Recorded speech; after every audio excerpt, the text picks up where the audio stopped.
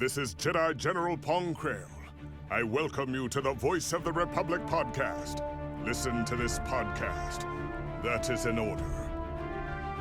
Your reputation precedes you, General. The reputation of a great new podcast. Hello and welcome to the Voice of the Republic podcast. This is Bonnie Peace, Beru from Star Wars. Time to see who's smart enough to join the hunt. The hunt for the Voice of the Republic podcast. So, I hear we're going to be taking out separatists on the Voice of the Republic podcast. Smaller in number, are we? But larger in mind is the Voice of the Republic podcast. Of all the Jedi, why did I have to end up with the Voice of the Republic podcast? As the Republic juggernaut rolls across the disputed worlds, citizens all across the galaxy turn to the Voice of the Republic podcast for help. Hello, this is C-3PO, Human-Cyborg Relations. Master Luke can't come on the Voice of the Republic today. He's out fighting the stormtroopers that just landed. I shall have him be a guest on the Republic podcast as soon as possible. Oh dear.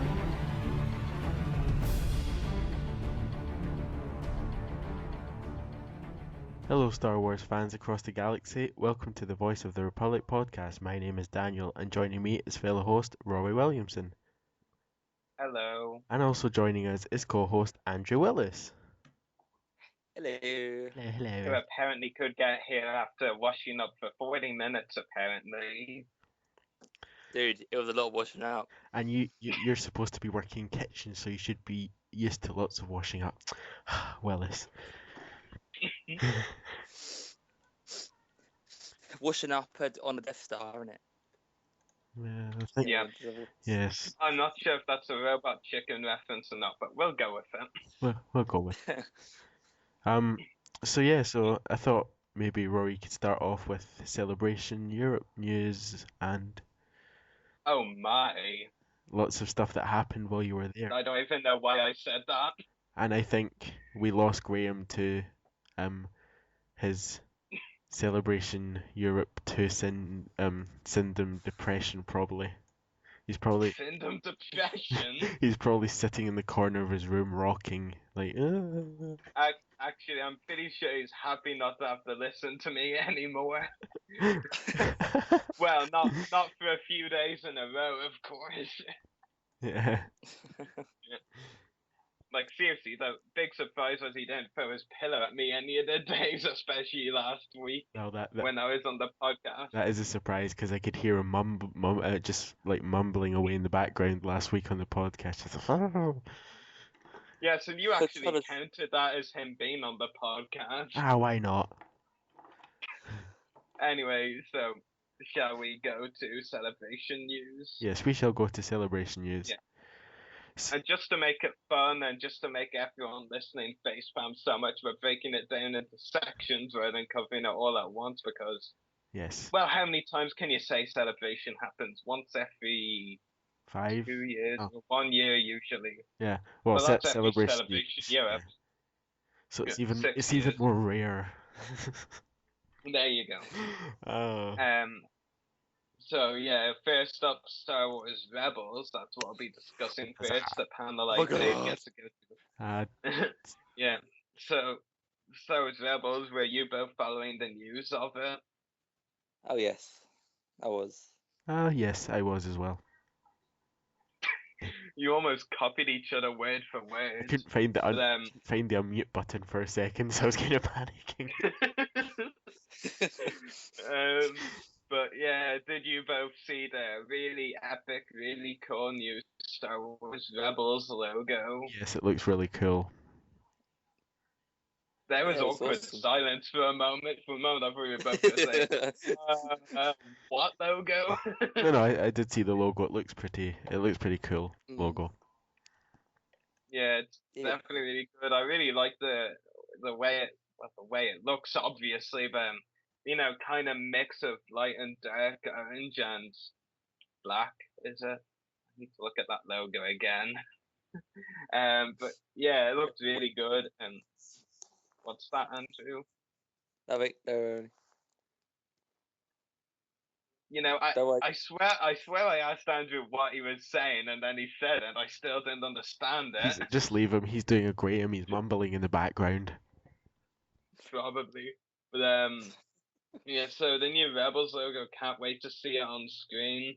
At Celebration, it looked really good. You know, I wasn't even expecting the logo. It showed it, and I mean, I'm not even sure, but did either of you actually see some of the few Rebels panel footage on YouTube? In fact, I'm not even Yes. sure they have. I'm not even sure any of the footage actually showed them announcing the logo. Yeah, the crowd went wild when it was announced. I can It almost imagine. sounds like a sports thing. I can imagine. Yeah, it was so good, cool. Everyone, I think, fell in love with the logo right away, but more so for the concept art, which is what we're discussing next for Rebels. So have you seen some of the illustration / concept art of some of the main designs for the Yes, show, like the Star Destroyers, Stormtroopers, Yeah. TIE Fighters, and even the new main character ship, the Ghost. It all looks And you know, cool. and that's something I brought up in OF Biker Scout, a well-known YouTuber's live stream the other day. Is with so many animated shows / movies, you just call something the Ghost, and it's ultimately badass right away. It's true though. Yeah. I mean, heck, there's even the Ghost character in a show like Yu-Gi-Oh, and that one's instantly badass. What's up with that? Oh well, if you name something Ghost, you know it's gonna be badass and it's gonna go down well with everybody. So Well, not so much Ghost, because just think about the Modern Warfare 2 Ghost. Overrated. oh, But you call something the Ghost, and there you got it. But yeah, Boom, goes dynamite. yeah. But yeah, the Ghost ship, it looked really good, didn't it? Mix between Millennium Falcon and the B-17, I'm pretty sure. Yeah, He said it looked really. I think it was that. Because did you know the game Star Wars? The Old Republic and the MMO game. Yes. It looks very similar to one of them ships. On there is what I've realised. It looks very Yeah, similar. I think I know the ship you're talking Yeah. about. Yeah. It does look pretty similar to that one actually. As well as that, though, I mean, don't the Stormtroopers, Star Destroyers, and TIE Fighters just look such really good animated representations Definitely. of the movie looks? I think I just had a nerdgasm. I was just about to comment that when I saw the Star Destroyer, I literally had a nerdgasm. It looked so accurate. I mean, it was just, Everyone just stares at you. Or the rest of them just nerdgasm as well to gel in with the group. Yeah, true. Yeah. And as well that though the Stormtroopers look good. I will admit I think they looked a little not as menacing as they should, but they were still really accurate regardless. Just a little less menacing than I would like them to be, if you know what I mean. You probably don't. Well, they can't hit anything from like 2 That yards is in front true. of them, so they're still not menacing anyway. Except for the of course very generic troopers at the start of A New Hope, and characters like that. Yeah, we'd already seen the TIE Fighters in art sketches and illustrations, but actually, properly seeing the animated model of it, that was a treat, wasn't it? I think they showed that. Definitely. Yeah. I saw it anyway. Yeah, it was. I mean, I think all three of us can safely agree that the animated representations of the things from the original films that we know and love were really good. Like the Star Destroyer, Stormtrooper, TIE Fighters, and if I'm forgetting anything else, that was probably a good representation too. Definitely. Yeah, there. Yeah. Yeah, but I'm just really excited for the Ghost as well, this yeah. ship. Yeah. And it's going to be the main character ship, of course, as well. They confirmed that, so that's really exciting. Yeah, it'd be good to see who it's linked to. The ship's linked. What character's linked to in the actual Definitely. series. Probably Bounty Yeah, Hunter. Well, I don't know. I'm not completely sure yet that they'll, be focusing on bounty hunters completely in the show. So it's more about the characters that are trying to stay away from the Empire, stuff like that. But I was going to say something and now I can't remember because you said that and my trail got lost. Good on. Huzzah! Now I remember, yeah, some of the fan questions were rather interesting as well, during the panel. Yeah, but I thought the funniest one was when someone asked, would we see a skinnier and younger version of Porkins, the rebel pilot? I thought that question was funny. And it was actually funny because Dave Filoni said they had considered it already, and it was a no. Did he eat a Oh, bit too many galactic pies and the... That's who ate all the pies? Why are we trying to make each other hungry now?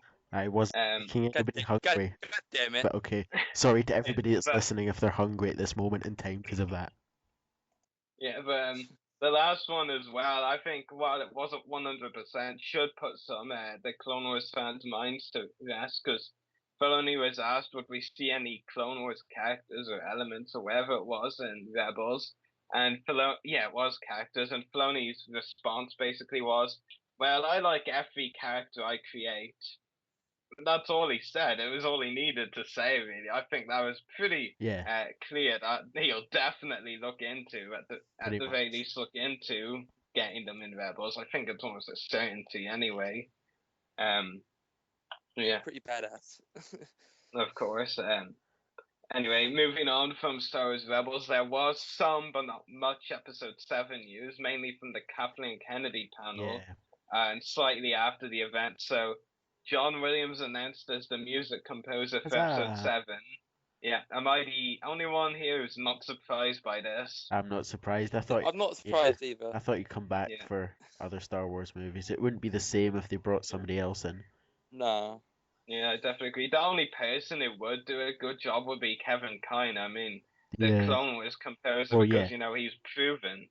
I mean, if they brought in, some big name composer just because, they're really well known for composing such and such franchises or films or whatever, then, it might have worked for that film, but it might not work at the same time for Star Yeah. Wars. I mean, I know there was some people saying about lots of other film composers, like from Man of Steel, and other films that come out this year. And I honestly, not all of them, but I thought some of them there, scores from the films they're best known for, I don't really think it would work in Star Wars. But John Williams proven. I mean, it's gonna be good now. Yeah. Yeah, I mean, I think we can safely agree that at the start there were a few bad calls with Star Wars when Disney took it over, but they are making some good calls, that's for sure. And this was the latest of those good calls. Definitely. It would Yeah. it would pick up eventually, and it has picked up. Mm. It's not as bad as we all thought it would be. Yeah. Well, I was a bit more satisfied once they announced Rebels, and that would be probably a really good animated show rather than some stupid comedy animation. Well, like, as long instead of replacing a action show. Is what as I mean. long as we I don't have anything against animated comedy Star Wars, but only if it's to go alongside ongoing show. as soon as we Go knew on. that Filoni was going to be doing this new animated show, we knew it wouldn't be Yeah. bad. Yeah, because he wouldn't let it be bad, so he probably wouldn't work on it. Doing the Clone Wars, I mean, he wouldn't want to do anything worse than the Clone Wars. He'd want to either go to the same level or a higher level. Yeah, I'm bringing in the likes of Greg Weisman and Simon Kinberg for Rebels as well. Was really Definitely. good. Yeah, they also actually I don't think either of you have seen it, but they actually showed exclusive video messages from Greg and Simon for Celebration Europe attendees. And Greg was pretty much like, oh, I'm swamped with Star Wars Rebels work, but it's a good swamped, and that's why I can't actually be at Celebration Europe to talk about it. Simon, I don't even really remember what he said. Like, Greg only talked for like 30 seconds or a minute. Simon went on for like 5 minutes. It's kind of funny. Getting back to Episode 7 news, and they also said that, I believe this was after Celebration, but might as well talk about it now anyway. There'll be more like Empire Strikes Back than yes. Attack the I saw Clones in that. terms of special effects. Yeah. So they're going a bit Which back. I know will put a lot of people's minds to rest. That's for sure. They're going And back to the older, not older animation, but they're going back to the original, not. yeah, as in What, they're like yeah, puppets and well, I'm not stuff, I guess. sure about that. Basically, it just means they won't use CGI unless they absolutely have to. Call it. You know the way, with some of the prequels. Some of the characters would actually be added in through animation, like created that way, rather Yeah. than someone actually being in costume. With Empire and this sort of like that, and the original trilogy was all people. With some of the prequels, some of the background characters Yeah. would be actually computer added in. Definitely. Yeah, that's just one thing I can think of, and of course it probably means they won't be using the green screen anymore to create the backgrounds and all that. Yeah. Well, it's not. Yeah. It's probably better without green screen. Yeah, I definitely agree. Yeah, and I know some people will be like reading in terms of effects, and they'll be like, "Don't tell me episode 7 will ever Attack of the Clones storyline." Yeah. I know God. that would frustrate a lot of people. Not another Attack of the Clones storyline style. We had enough with one of them. Yeah. Well, yeah, I don't think they'll do that again. No. Yeah. I mean, as much as I like the prequel trilogy myself, definitely. I mean, I'm pretty sure, they'll acknowledge that some fans don't and try not to make that mistake again. The mistakes they did make with the prequel trilogy, because every fan will admit the prequel trilogy does have its flaws, even though, in my opinion, it's still really good. But yeah. Well, episode 1 was unnecessary, but yeah. Well, introduced young Anakin. That's all I'll say. Yeah, that's probably the only good thing. Even if he wasn't that great. Yeah. Well, they got Liam Neeson in Star Wars. That was something. Well, yeah, I'm guessing that's probably the two goodish things of episode 1. Well, I could probably try and think of more, but I'm not really that bothered right now. We can do an extra to the podcast later if you want to name every single good thing. Do we have to? You suggested it, so now we're doing. I will find you. I just said I wasn't force choke. That's lovely. No need for your force chokes, Andrew. They don't even work. And no need for your slapping either. Those don't work also.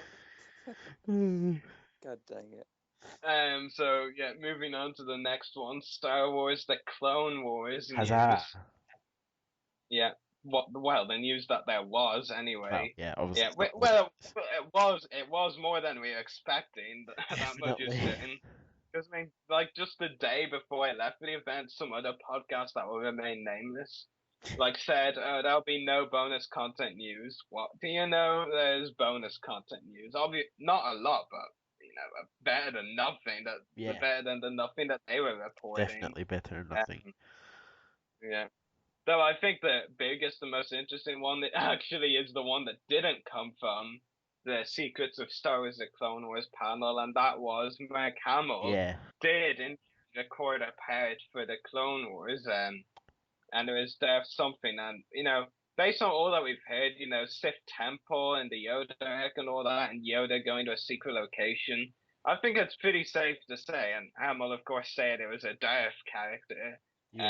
So as a Sith Lord, I think it's pretty safe to say that is obviously a Sith Lord, and it will be the kind of role more suited to Hamill, because as we know, most of his voice acting work is actually villains. Like of course the Joker from Batman, which is probably, aside from Luke Skywalker's most well-known role, definitely his most well-known voice acting role as the Joker, and he's even a big Batman fan himself. Yeah. Yeah, I really hope it does get to be shown, because that would be very interesting. What wasn't also interesting as well, I'm not sure if either of you heard it, but Filoni actually was talking to Warwick Davis, and they actually had just a week or so, or something like that, before or basically it was in the script and they decided it, but they had actually found a character they wanted Warwick Davis to voice on the show himself. But then Disney cancelled the show, so Warwick Davis never had a Oh chance to actually no, record. poor Warwick. Yeah. So now one of Filoni's #1 missions for Rebels is find a role for Warwick. Yeah. You gotta feel bad for the guy. I mean, they just found the right part for him, and then, oh, well, that kind of sucks. Regarding that, he couldn't do the voice. If we ever get to meet Warwick Davis before Rebels comes out, we should totally ask him about that. Yeah, definitely. Yeah, I think it's really interesting that Mark Hamill, recorded a part, and there is that chance that might be coming, and there's a Sith Lord. I mean, what do you both reckon of it? Who do you think the Sith Lord is? I don't know. To be honest, it's quite open, isn't it? To guess.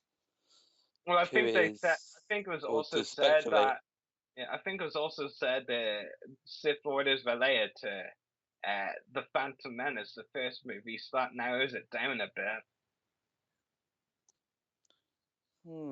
Well, it's tempting to say Darth Maul, but then again, Well, we know it's you not never Maul. know.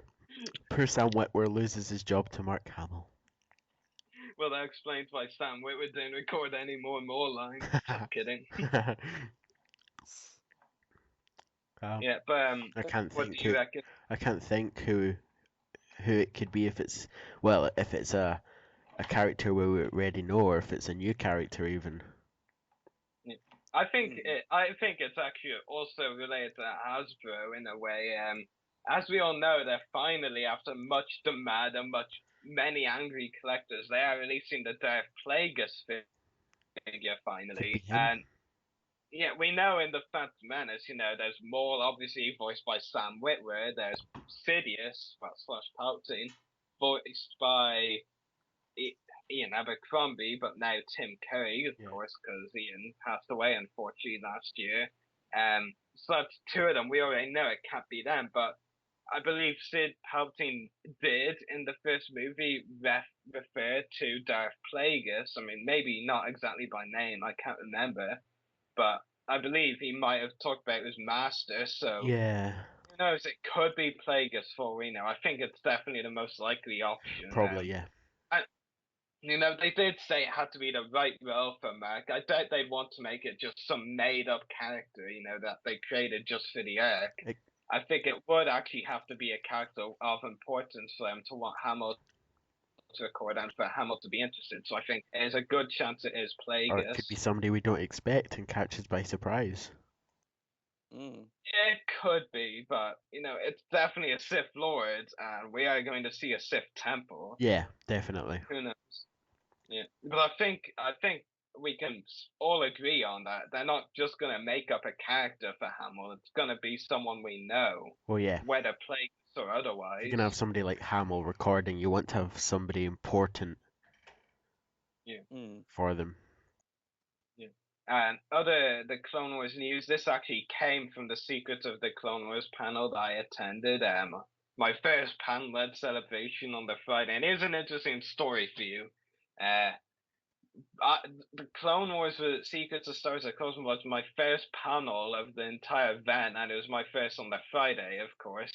It was actually going to be my third panel, but I ended up missing my first two in the morning, the International Star Wars Fandom with Gerald home, because I decided I might as well skip that and use that time to get a bunch of autographs before, the autograph hall area got crowded.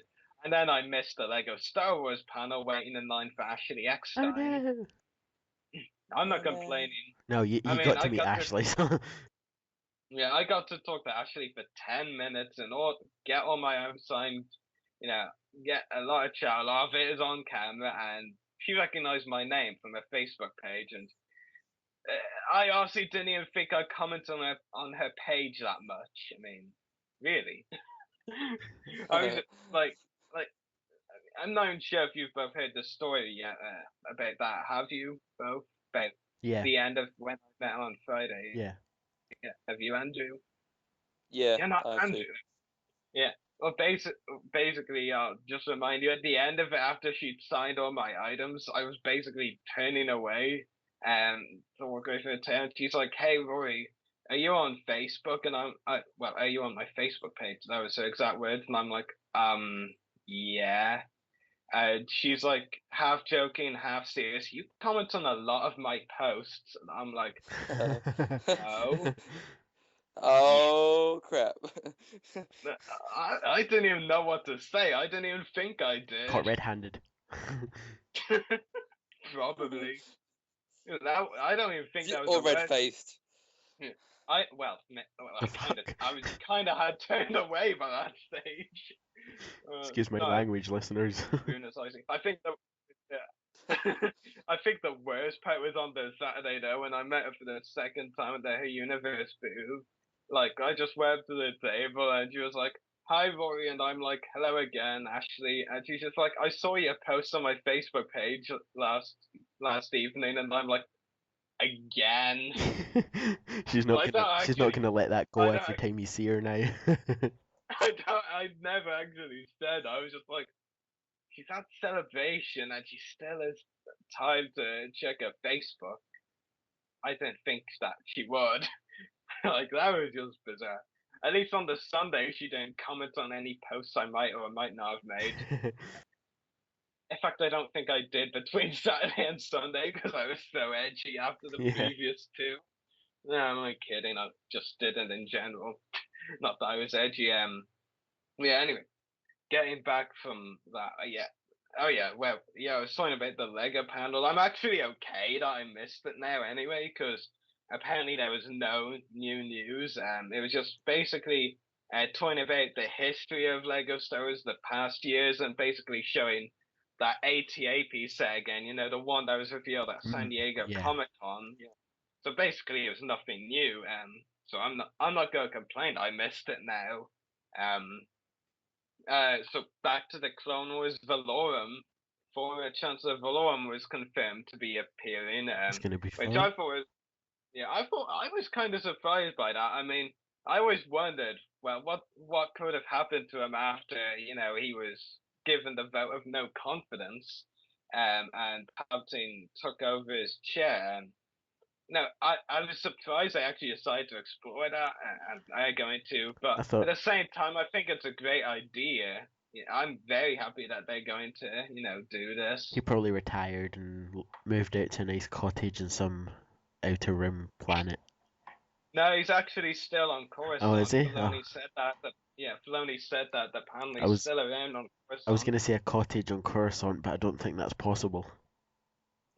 Yeah, I think it would be very interesting if there's a storyline where Valorum is suspicious of Palpatine and all the powers he's getting. Definitely. And he basically tries to get Palpatine thrown out in some way, and Palpatine in the end is forced to execute Valorum or get someone else to execute Valorum for him. I think that would be a great storyline, really.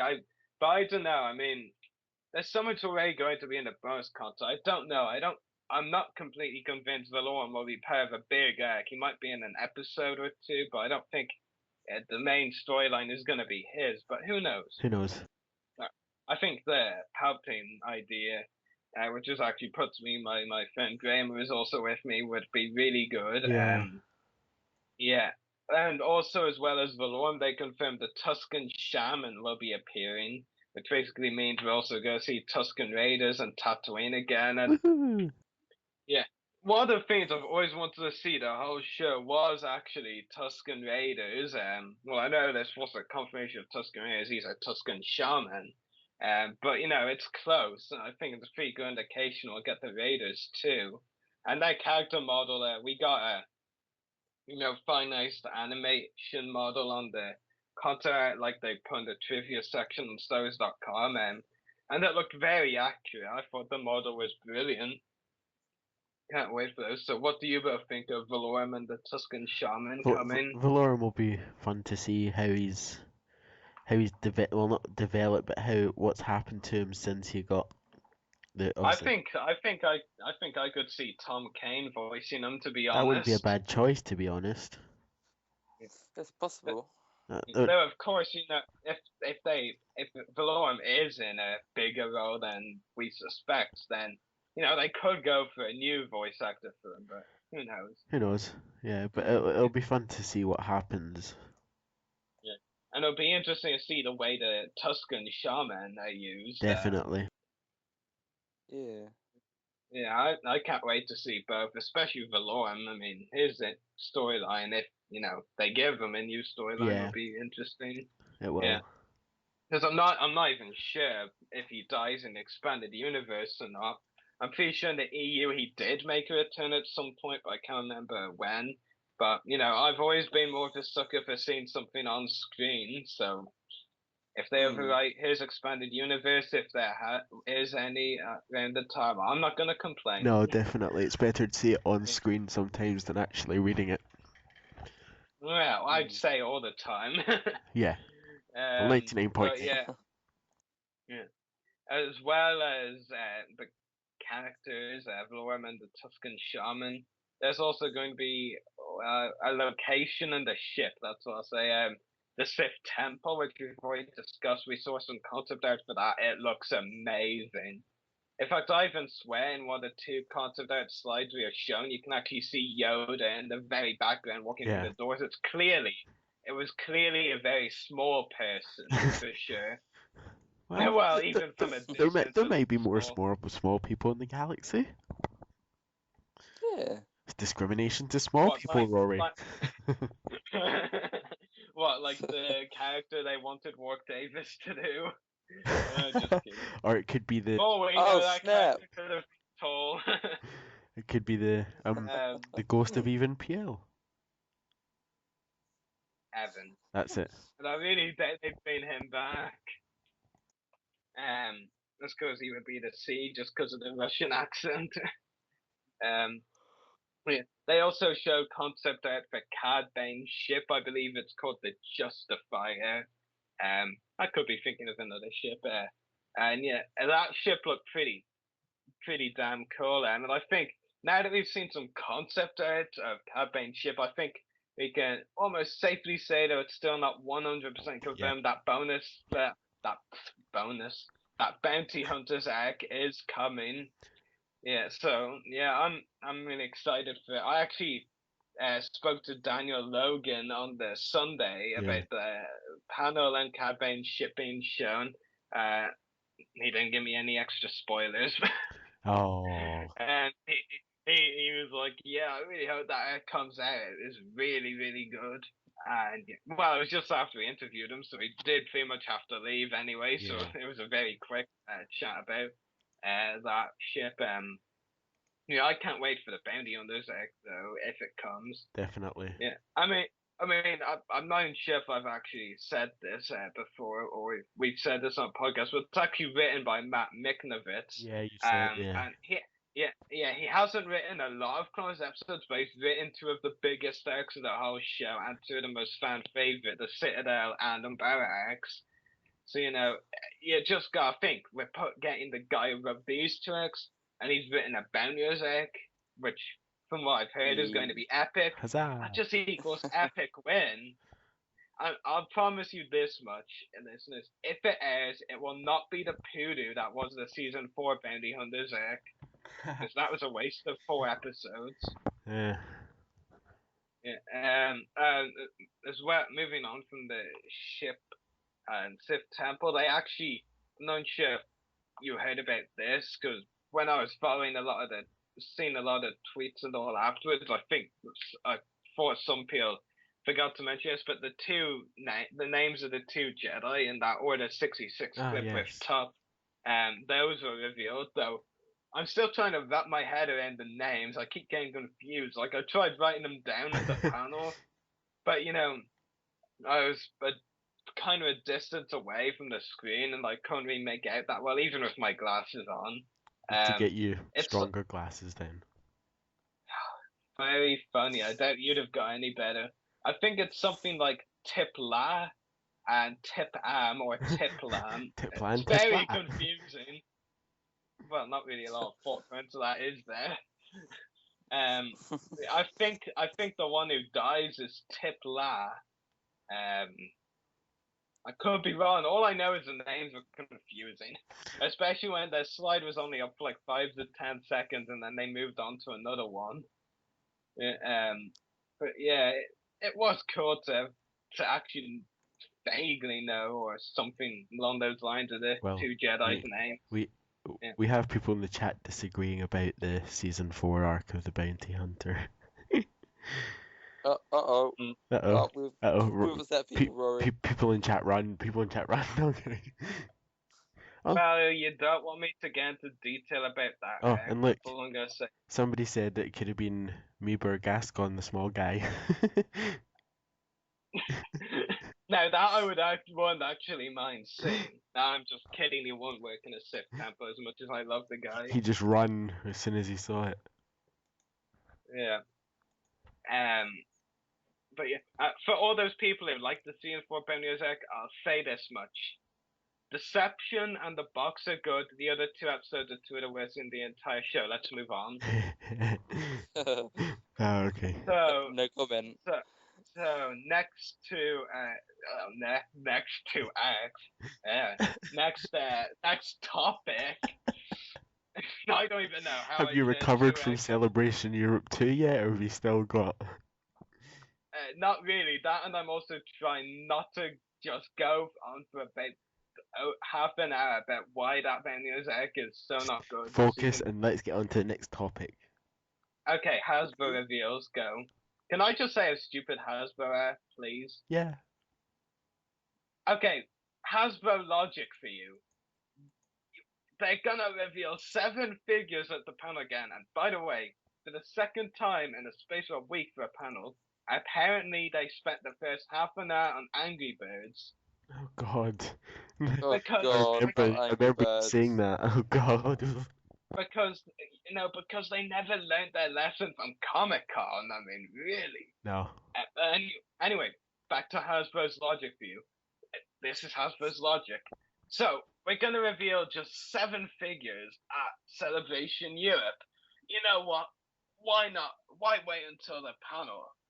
Let's reveal them on the Thursday for the VIPs and then Friday and Saturday for the attending guests. Yeah.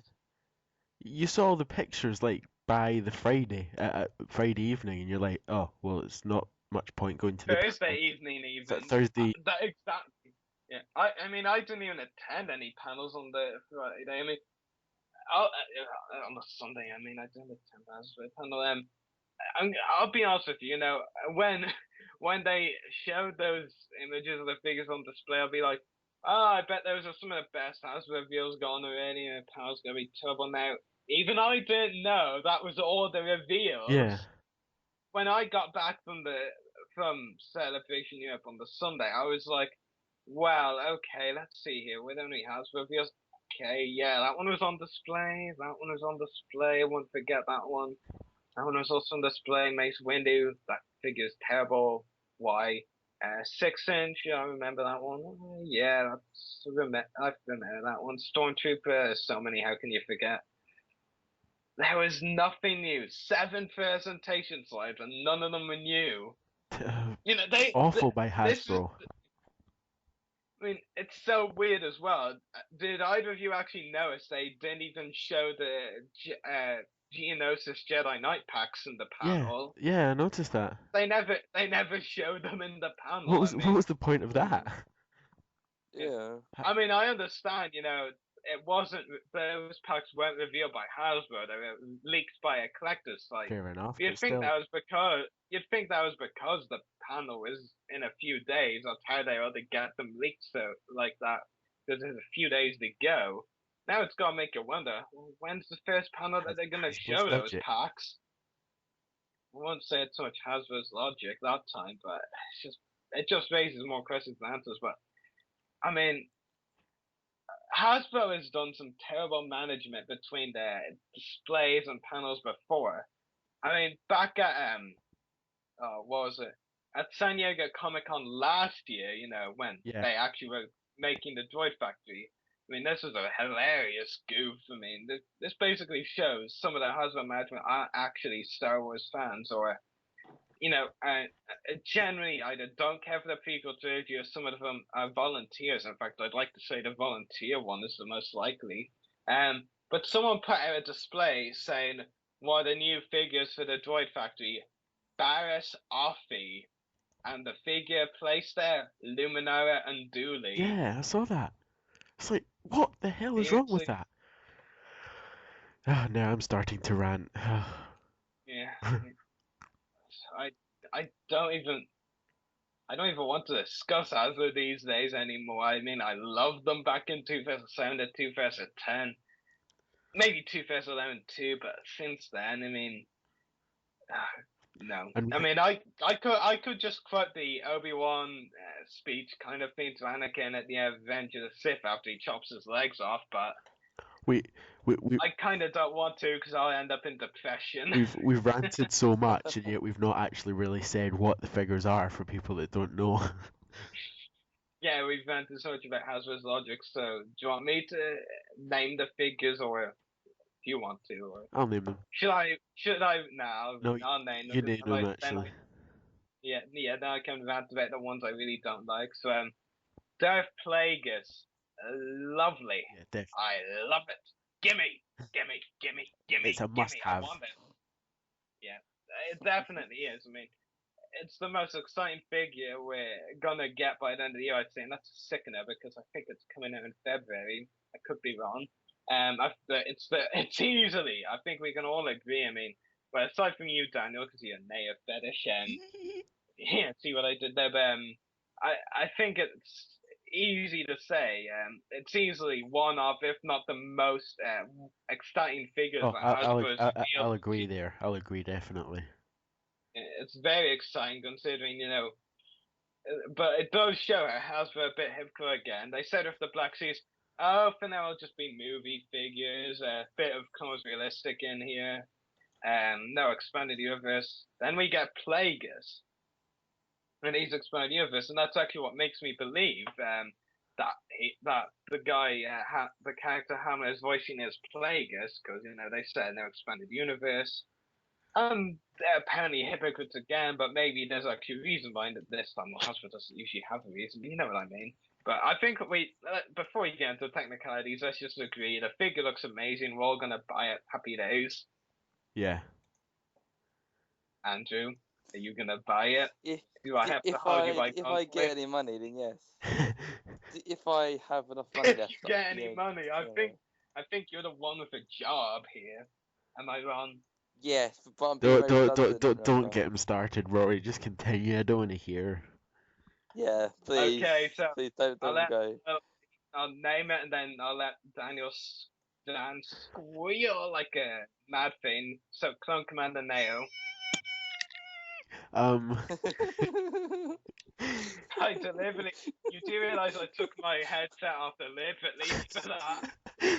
Can't wait for this figure, especially considering you can remove the helmet. That's probably what I've wanted to see for ages, but it's definitely it's definitely wanted to see a removable helmet on Neo. I think we've seen a lot. Yeah, I know. I'm just messing with you. It does look really good. I mean, yeah. I saw the figure in person, and yeah, it looks good. It does look good. I mean, I think well, we know from the Clone Wars trivia gallery slide, well, it wasn't the episode itself, but the trivia gallery did show that when you remove his helmet, he has a tattoo on the side of his face with some numbers. It might even be a CC number, Clone Commander number. For those who don't know, but I'm sure most of you do know. I did see there's a kind of tattoo on the side of his face. I'm not 100% sure because I didn't get a good look at where that is. The numbers. There's some sort of tattoo anyway. Yeah, I think cool, it is his numbers from what I've seen before on other pictures and stuff like that. Yeah. Which is even I think that would be a pretty cool touch. Yeah. Really, mouse squeals, really. But I actually have to agree with one thing as well. The helmet for Neo, it looks so well detailed. It looks so crisp, so clean. I want it. I want that helmet. I want the rest of the figure. I could take that helmet all day long as well. I'm buying 2 or 3 of these. I don't care. I'm buying 2 or 3. Well, you're gonna get one of them signed. I don't even know who plays him. Well, technically, Tamaris Morrison is counted as the guy who plays all the clones in Revenge of the Sith. He'll do. Even though you only see his face as Cody and Oddball, I could, think. if I met him, I could get his. If I ever met George Lucas, I'd get his as well for creating. On Neo. Yeah, for creating. Who even said that Neo was Lucas's idea? Everything. I'm not even gonna get into this. Let's move. Wolf wasn't. Yes. Wolf came up. Oh God! I almost said Wolf came up with Filoni. Filoni came up with Wolf. I mean. I think we should move on. Yeah, I was gonna say. Next up, Vizam. For those of you who don't know, he is one of the Sailbage Nyctos that Hasbro needed to finish off to make all those picky Sailbage fanboys happy with the figures they get from those. And Vizam is the Nycto. I'm pretty sure he's a Nycto. I could be wrong, but I am pretty certain. He is the one with who manned the gun and fired down on the skiffs. And actually, what's pretty cool is actually giving him a gun like that. Not including a Sailbage, of course, to put it on. Yeah, but Vizam looks cool. I mean, I think we can all agree. We all want Plagueis, Neo, and possibly Vizam. I mean, I want all three of them. You both probably want Plagueis and Neo. Not sure about Vizam. What do you reckon? No, so that's the only response I get. Yeah. Yeah. Yeah. I'll probably get a few figures from this wave. There's a few that I definitely won't get, but. Yeah. Okay, so considering on that note, shall we go on to the one I'm pretty sure we're all gonna pass on, and if you two don't pass on, I'm disowning you. I'm just kidding. Mace Windu. I'm passing on it. I'm passing. Mace Windu Clone Wars Realistic. I have one word. Why? I have two words. Why the? I have three words. Why the hell? I think Andrew was just trying to soak up because he said it before you even said the name. He didn't want to get disowned. I know. But yeah, I won't be buying it either. It's not impressed me at all, the Mace Windu figure. Let me just cover. Okay, well, I've seen this in person. Well, I didn't really get a good look. There was a crowd around the display, but let me stab a guess at what I think is new about the figure. The arm gauntlets. I mean, that's basically what any other Mace Windu realistic figure doesn't have. That's all that difference it from the other ones. And honestly, arm gauntlets on a realistic Jedi figure, it looks good on the animated ones. It does not look good on the realistic ones. And there's a new face sculpt apparently. I've seen pictures of the vintage collection Mace Windu. It looks much worse than that one. Huge. Step back. That's all I can really think about that and you. Now, why? I mean, of all the Clone Wars realistic figures you could do, you choose Mace Windu. I mean, seriously? I mean, Mace Windu's not even a main Clone Wars character. Well, he is one of the more important Jedi in the show, but he's still not a main character, essentially. He's one of those more secondary ones, if you will. But yeah, just why?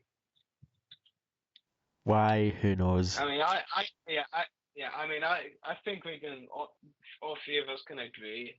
If this wave itself does make it to the shelves, that Mace Windu figure is gonna peg one. I mean, the other three, well, especially Plagueis and Vizam are gonna sell out. They're just gonna go like that. In Dan's local store, and they will sell out purely because of Dan. Local store, local area, everywhere on the south coast is gonna disappear. Neos. I thought you wanted 2 or 3. Sorry, I'll just get a couple of hundred and make a Neo army. Oh God. Well, I guess he does look the same as his Legion. Don't you buy any Andrew and Bogner, I'm gonna kill you. Oh. Poor Andrew, can you not at least let him have one of them? I don't have one, but I'm buying the rest of them, Bogner. No. To war. I can rent you one. Yeah.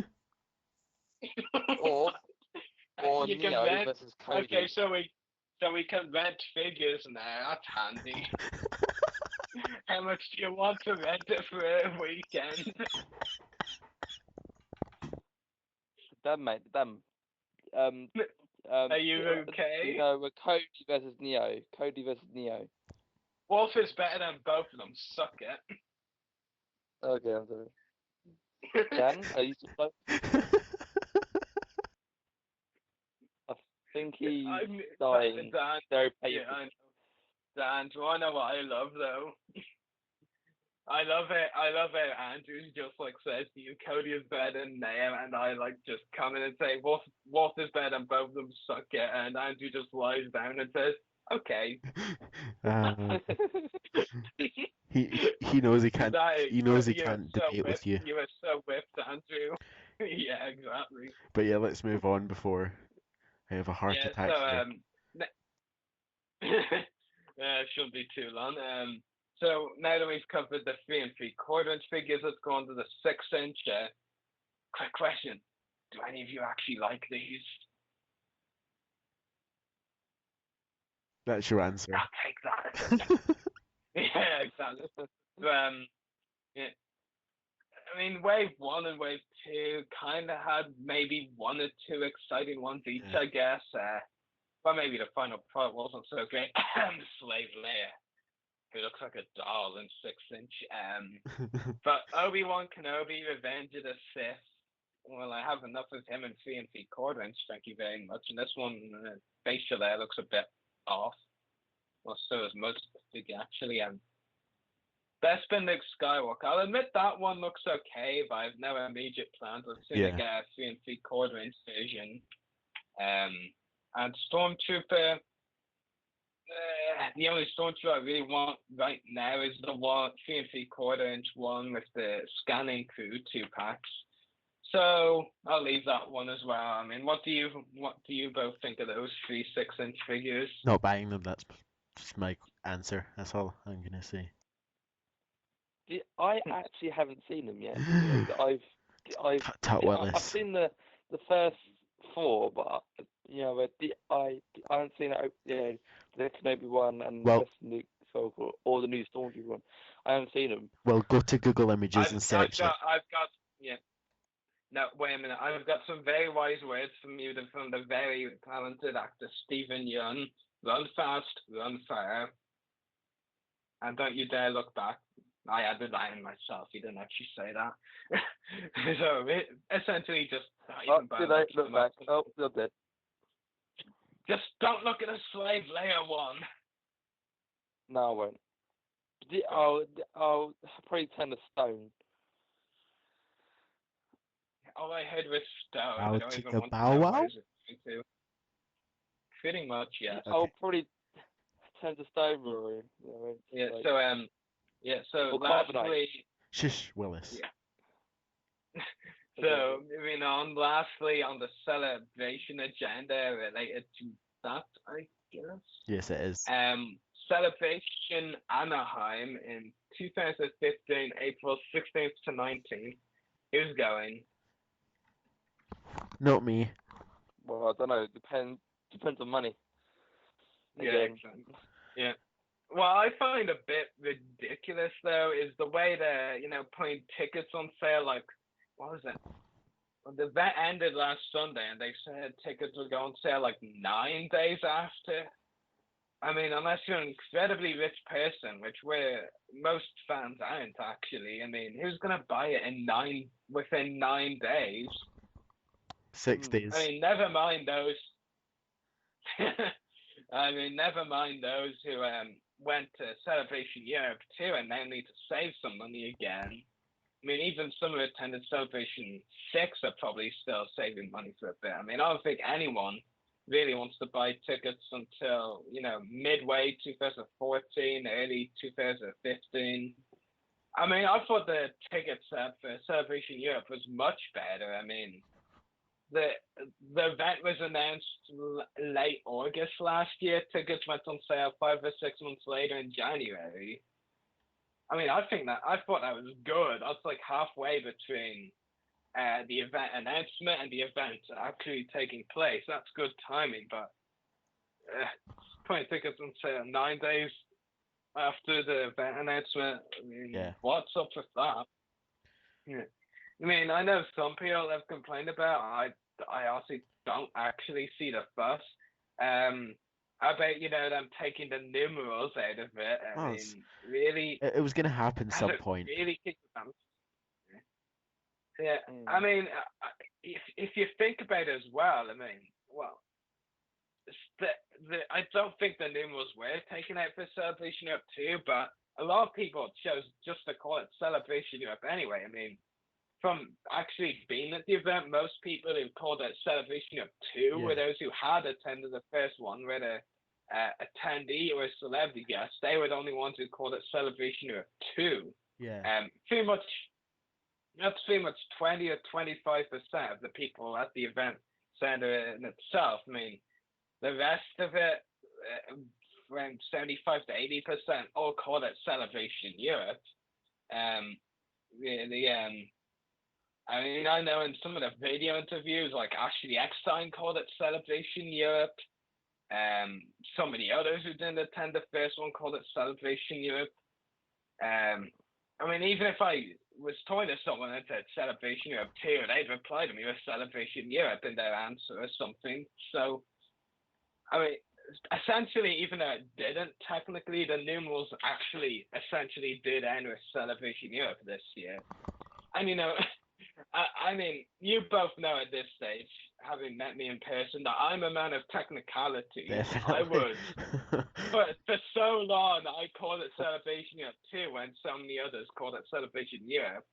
Anyway, and even now, I mean, a couple of occasions just there, I've called it Celebration Europe quite willingly. Yeah. I haven't had to kick myself in the head over calling it that. I mean, really, the numerals ended with Celebration Europe. It's not ending with Celebration Anaheim. It was ended already. Or just point out that. And also, I would have been the odd one Again, out. Just said Celebration Essen, Celebration Europe Essen. Yeah. Well, some people actually call it Celebration Germany. So, but yeah, I honestly don't really see the big fuss about it. Maybe I will understand a bit more later on after a few celebrations with the location name. But I honestly have no problem with that. The problem is 1, the dates, 2, the money, and 3, the flights. Yeah, it's not going to be cheap. More if I can think.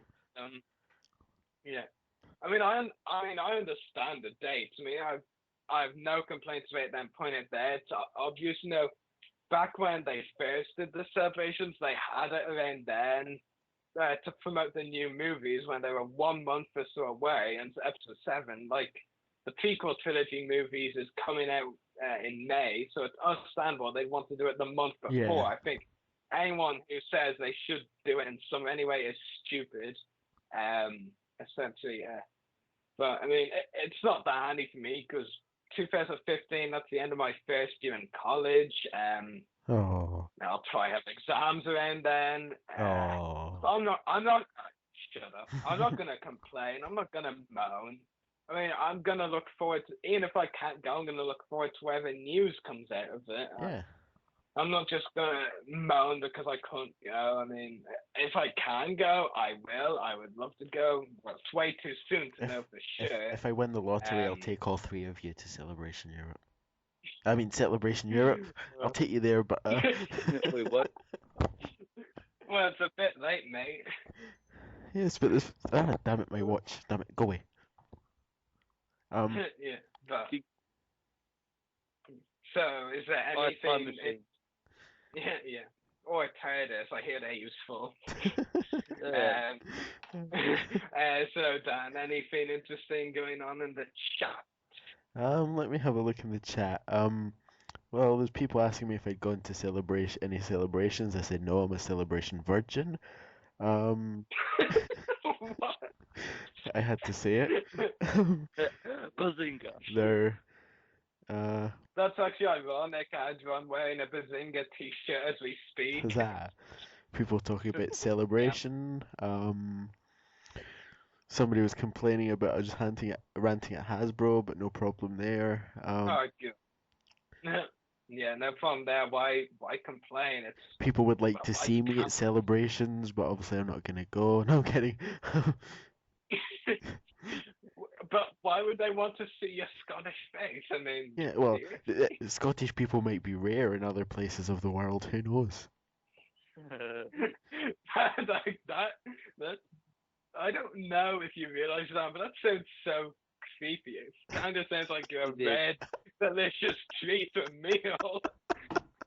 Whereas for all you know, they're cannibals wanting to get at you.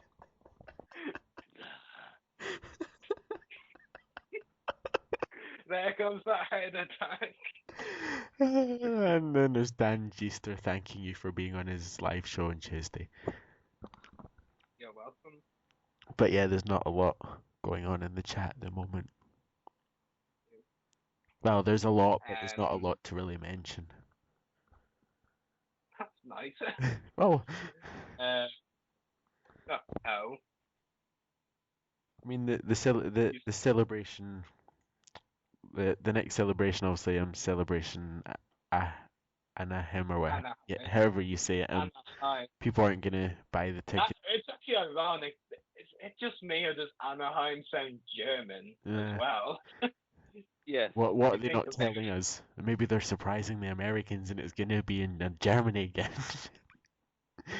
I would actually like that, and I know that I'm gonna get hated for that as well now. It is German. Yeah, somebody said. But ready to move on to the next topic, which Oh is look, still sticking. somebody's saying if we're going to talk about the new Clone Wars season 1 to 5 box. Did we not discuss that last week? No, we didn't. Oh, did we? No, wait, did we? I'm pretty sure we did. I mean, we don't really need to cover it again that much, do we? We probably did. I can't remember. That was a week ago. A lot's happened since then. And a lot of planning has happened So, since then. would you like on my part. Would you like to discuss some of your Celebration Europe 2 experiences? Well, I don't know. Shall I get a blanket and a pillow and come back in about half an hour? No. Don't be rude. I got work in the morning, guys. We don't care.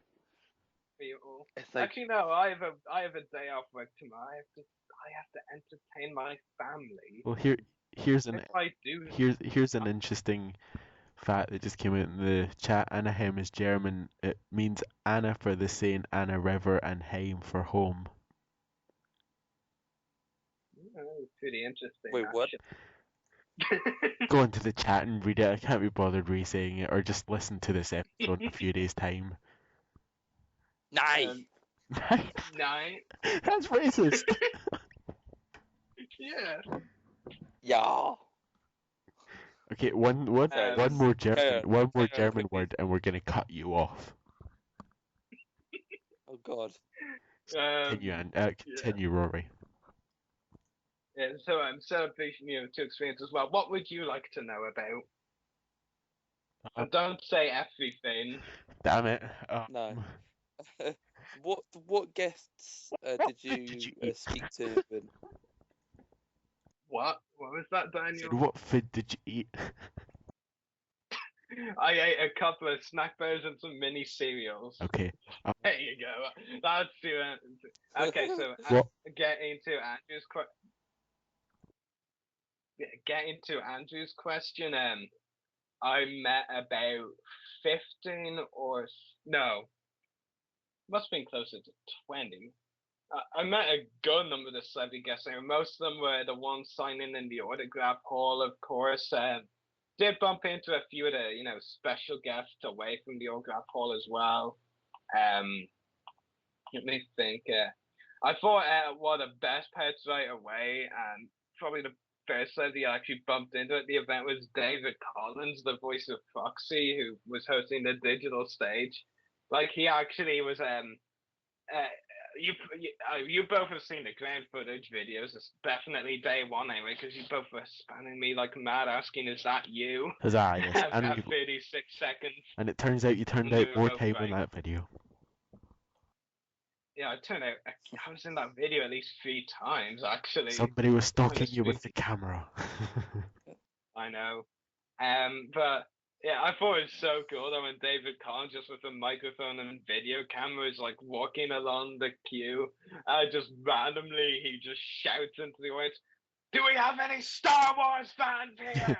And everyone just shouts back at him. It was hilarious. I would have so tempted to say no.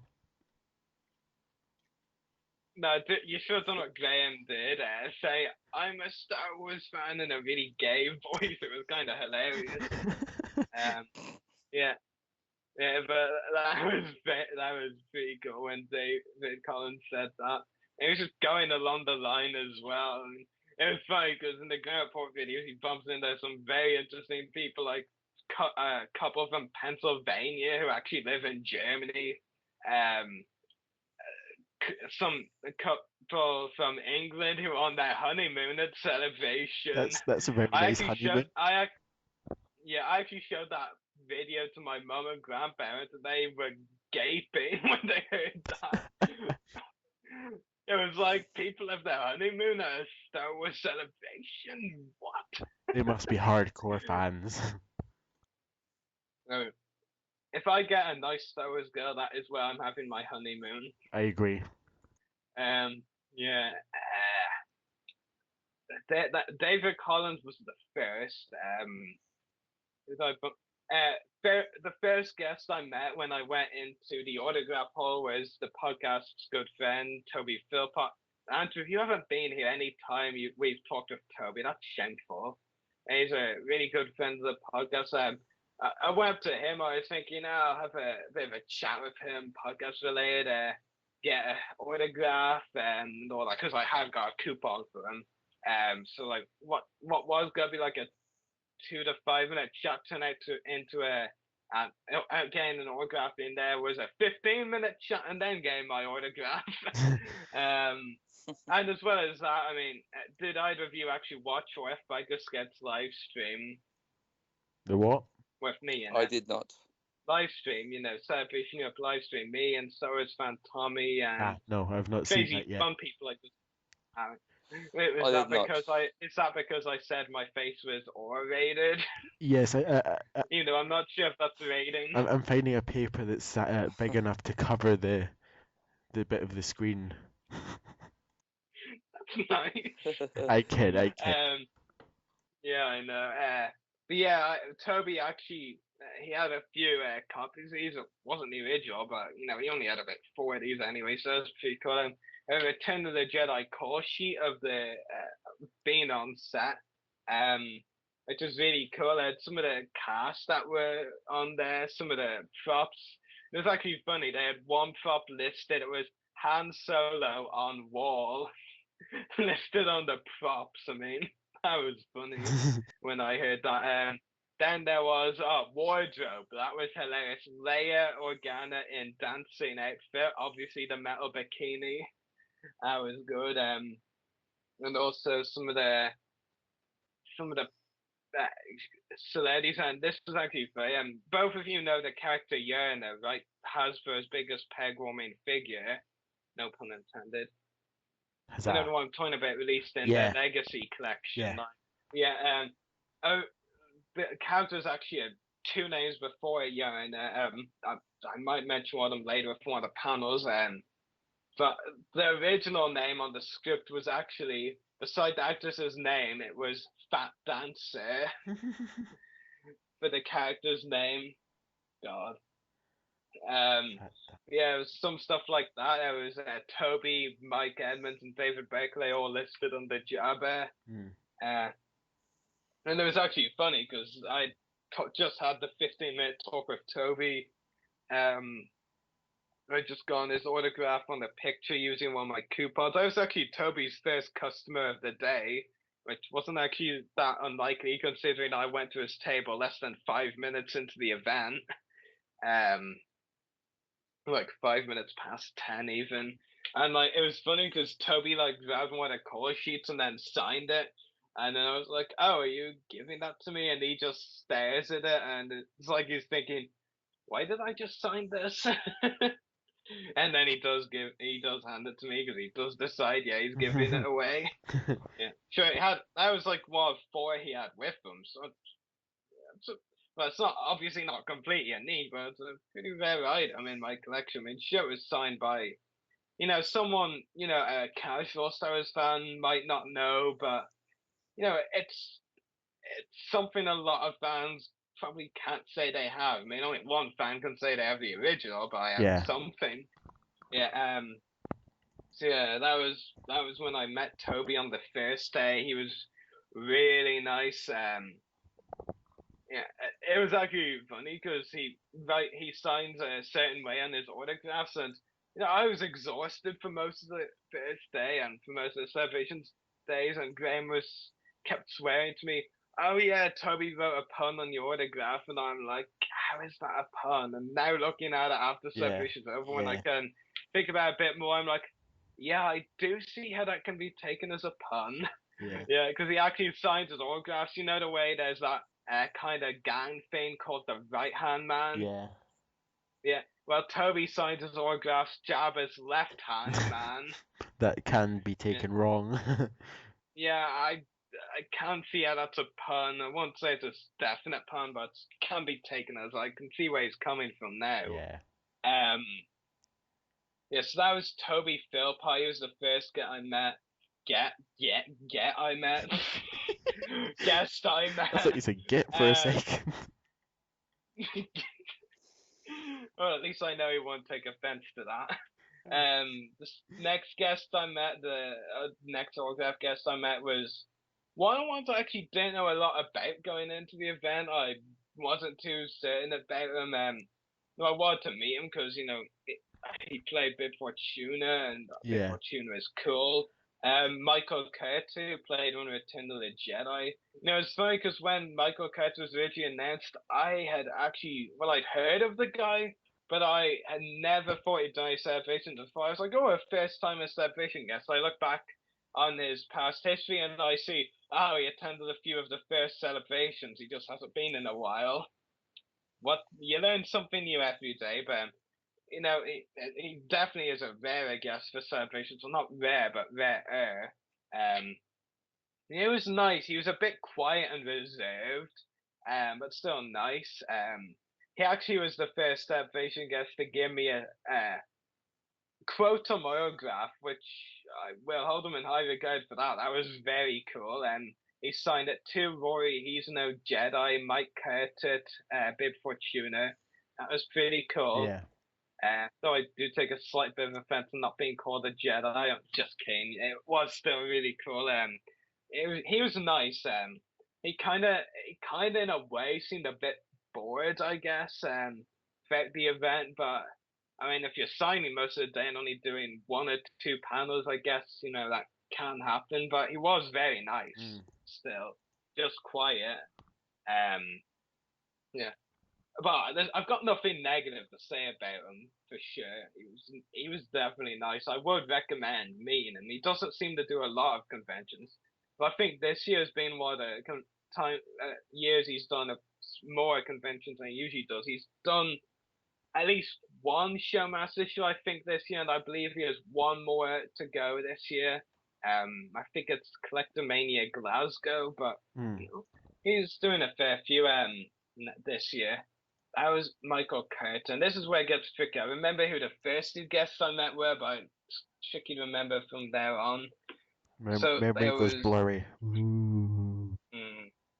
Pretty much. I really should get the sheets of autographs from behind me. Effort. Well, here's how I'm gonna remember it. Right. 10:05, met Toby Philpott. 10:20, walked away from Toby Philpott. 10:21, bumped into Dominic from the Underworld in the autograph hall. 10:40, I think it was. Left me and Dominic left side to go see different guests. 10:45, met Michael Curtis. Around 10:50, I didn't spend a lot of time with Michael Curtis. I swear around half of it was trying to spell my name. In fact, it was actually awkward because you know the way guests have the picture facing you when they sign it. I was looking at upside down, and from moment to my horror, I thought he said Zori, as in spelling my first name with a Z or a C, depending on how you want to say it. Say it. Fake laugh. It was kind of awkward from then when he turned it around and I was able to see it from the right view. Yeah, I could tell it was actually spelled Rory properly rather than Zori. Would have been really awkward if that was the case. So it was Michael Carter. I think the next guest I met was Paul Blake.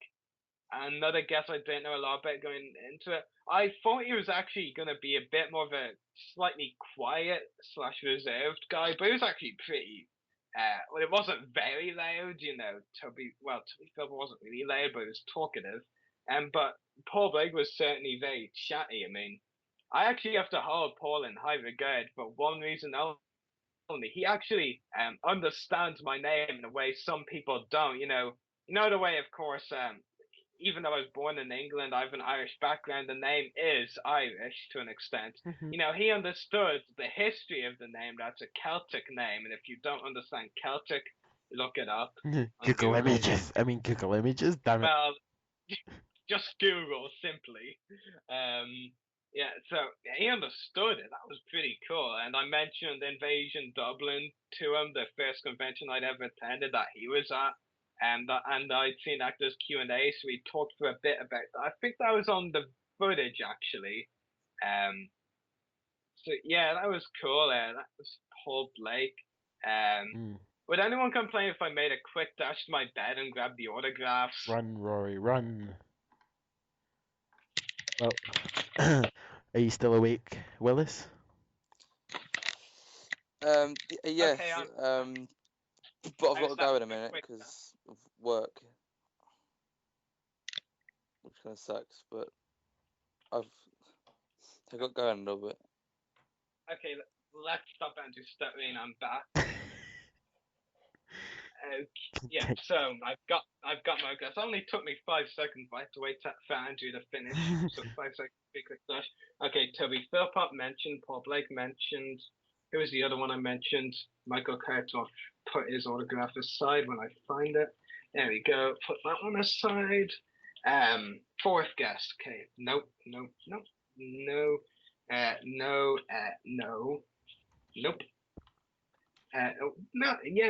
I think it was him actually. Simon Williamson, who played Max Rebo and the Gamorrean Guard in Return of the Jedi. He was very nice.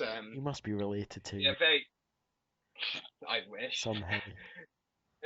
he was very chatty. Yeah, he was nice to talk to. It was actually funny. It was when I went up to him. I actually, because with the guests I knew from Facebook and email and all that, I all told them I'd say, "Hey, I'm from the podcast." When I went up to him, so I went up to Simon and asked that, and he was like, "Ah, yes, Rory, I remember you." And then the first thing he said after that was, "When are we doing the interview?" I almost laughed. His abruptness and getting straight to the point. We both agreed that Sunday would be best. All of my interviews were done on Sunday anyway. Well, all of TVOTR's interviews were. So yeah, Son with he is if you ever get a chance to meet him, either of you, I'm not sure if Andrew's still there actually. If either of you ever get a chance to meet him, do. Yeah. If he's at a convention, he is. Not only is he chatty, he's really funny as well. Like, I kid you not, I mean, this happened on Sunday, so I obviously didn't get to mention on the last podcast. In fact, I'm not sure I've mentioned it on the internet.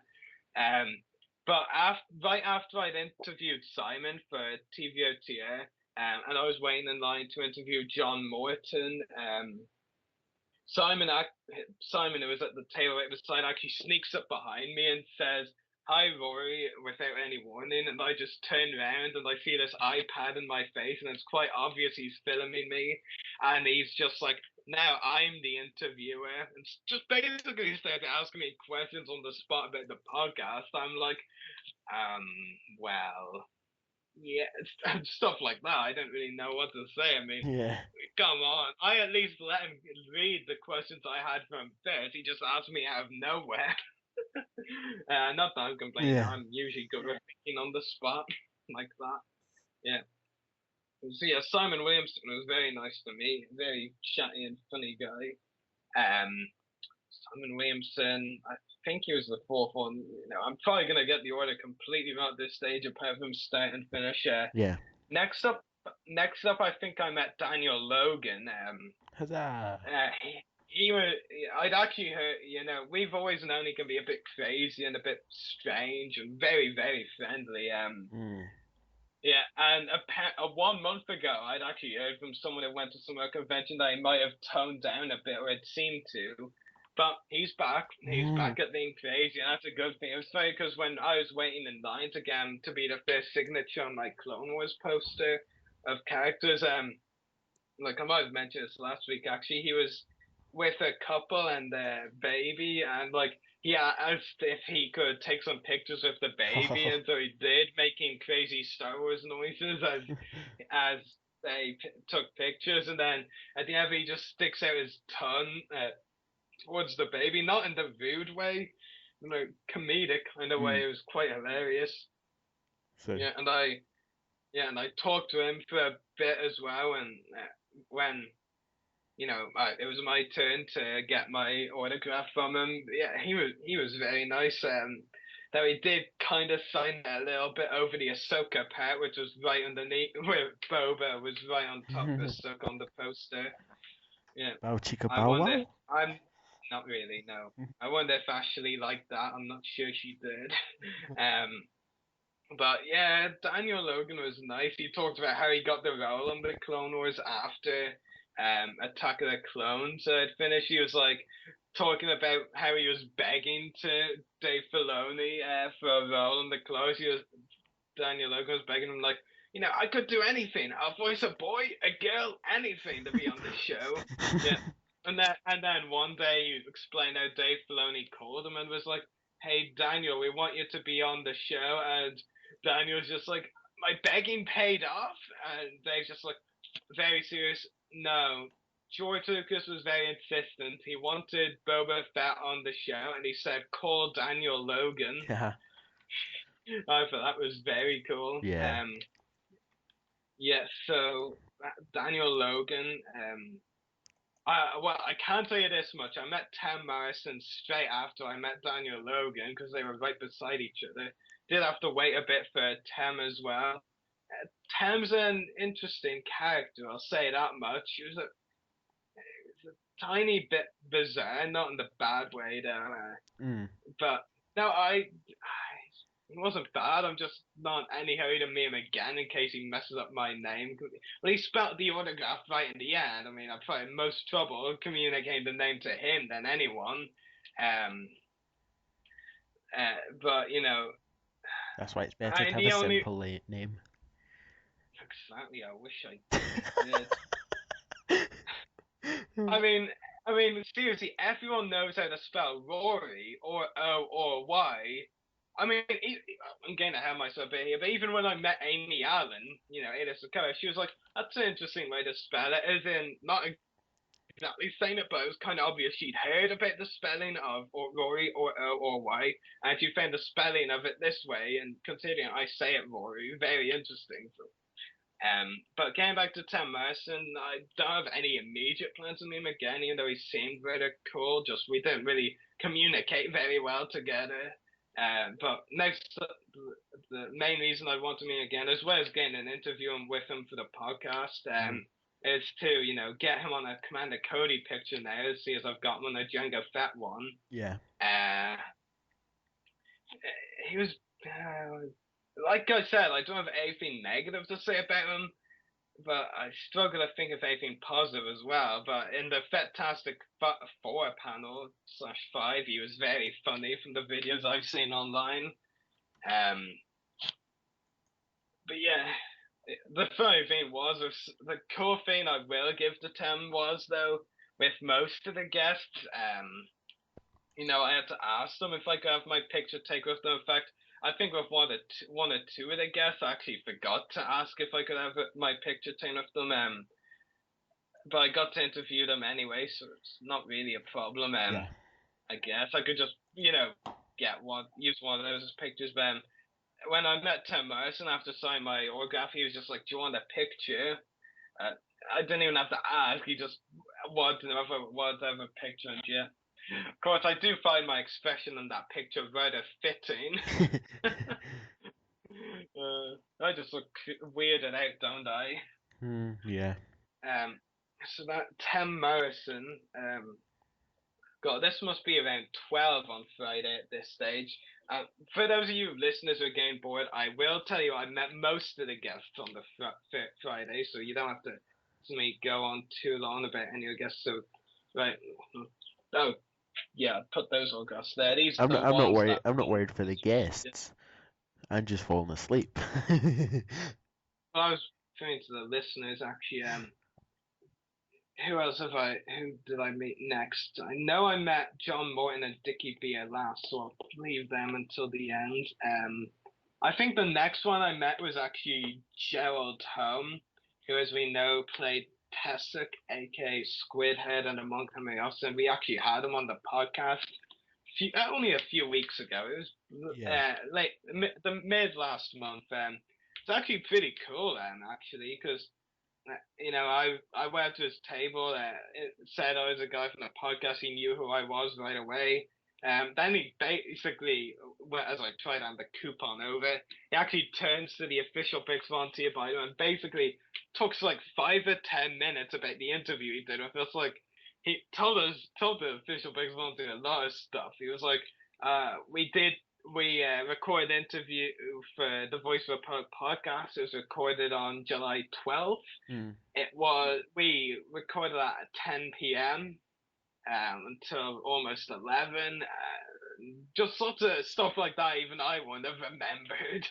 I didn't even remember the date we recorded with him, and he did. It was actually kind of cool, to be honest. Gerald was nice. He was very cool. It was actually funny, and I'm actually mentioning this for the first time as well, because he only told me this on the Sunday. But for the live interview we did with Gerald, the Lucasfilm organizer of Star Wars Celebrations, Mary Franklin, a name well known in the Star Wars community, she was actually among those listening in live to the podcast. I kid you not, Gerald told us. Told me and Graham. This is the funniest part though. I jokingly said to Gerald, well, maybe you could ask her in a nice way to get the big names over there on the podcast, and I nodded towards where Ian, Mark, Kerry, and Anthony were signing, and Gerald pretended to strangle me for that. That was funny. That was funny. He didn't strangle me. I won't be here, but it was funny. Yeah. For what it was. You do realize I'm actually deliberately leaving the special guest until last to bring up. I mentioned Tim Morrison. I can put that autograph away now. Right, how many guests have I got left to talk about? Oh, 5 it seems. Okay, this one must be next because it's the first one I met after, special guest, my favorite one of the celebration guests. Okay, Mike Edmonds, he was very nice. Another one who pretended he was going to kill me. When after he'd signed my autograph and when I went behind the table to pose for a picture, he actually mind punching me before a picture was taken. I mean, there is no picture showing that he was pretending to punch me, but it was quite funny. Mike was actually really nice. He actually he does this at a lot of conventions, and fair play to him every time. For most of the conventions he does, if not all, he actually brings kind of, a sheet beside him and puts on the table and says, if you put a small donation in the jar or wherever he has with him, I will pose for your photograph. So, like, just give some money for charity and he'll pose for your photograph without buying an autograph. I mean, That is really cool, I think, when you agree. Definitely. So yeah, Mike Emmons, very cool guy, very funny. Unfortunately, we didn't get to video interview him. Is for natural reasons. I mean, he explained to us on the Sunday how he'd done a lot of interviews over the week.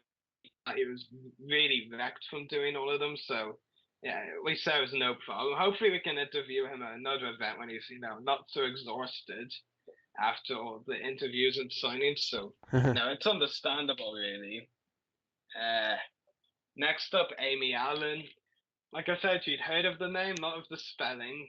Now I know who to blame for that. She was really nice as well. First time I could say I've got to love her in an autograph. I know she signs that way for everyone, so it's not really anything special. But she was very nice to me. A bit shy, I thought. Shy. I was just making sure I didn't accidentally say shite.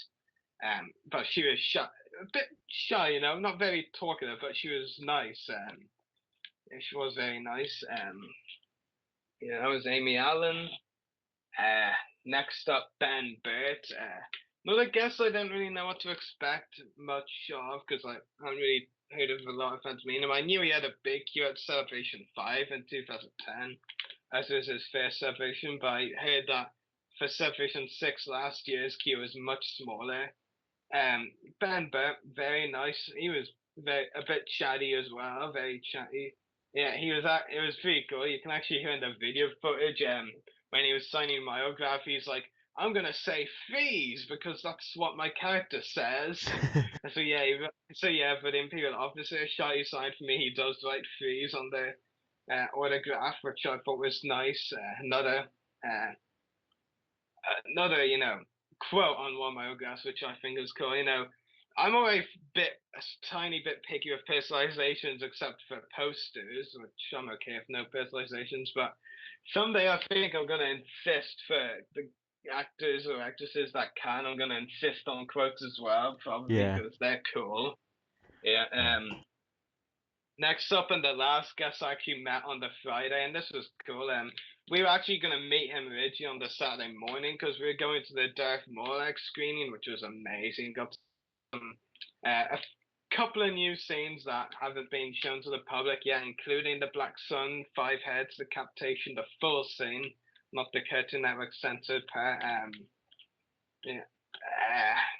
So, and before I was going to go on to 7 because that's what the website says, and that's when the convention was ended. But ended at 6:30 before I will be able to get both John and Dickie Beer's autographs before the end of the day. How wrong we were because John Morton was such a cool guy. We talked to him for like 20 minutes. He was very personable, asking us all sorts of questions about our lives, and no joke. At one point when he asked me what I wanted to be when I, left school and college, I was like, well, I wouldn't mind getting into professional video interviewing, and he's just like, well, you can interview me. And that was just so good. I mean, it just something like that just tells you right away, yeah, this guy would be willing to do an interview no matter what. He was very nice. It was funny as well because when I handed him the business card for the podcast, he was like, it's funny, you want me to sign a picture of my character Dak Ralter, but you're giving me a business card with Boba Fett on it. It's like one of the best spin scenes, so that was cool. Lastly, Dickie Beer, lastly before the very special guest, Dickie Beer was a very nice guy. I mean, I was a bit cautious of meeting him at first. I mean, I will be honest, I actually deliberately left him for last because I thought, well, I don't know, from seeing pictures on me, he doesn't really seem that happy. He might be a bit disappointing me. I want to get all the good ones out of the way before I maybe get disappointed. But Dickie was very nice. He was actually very nice. Yeah. It's not that he's actually. Sometimes his pictures on me can look a bit miserable for sure. But it's not that he's actually a miserable guy. He's actually just an honest guy. Very awesome. When we actually do get the interview out with Dickie, you listeners will actually, and viewers, will actually see that he's a very honest guy. It's actually, I'll give you one tidbit from the interview here for you.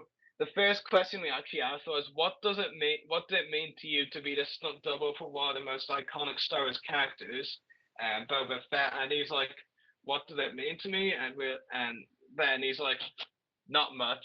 It was just another job. I mean, it was so honest, and it was kind of funny at the same time. I mean, wasn't that?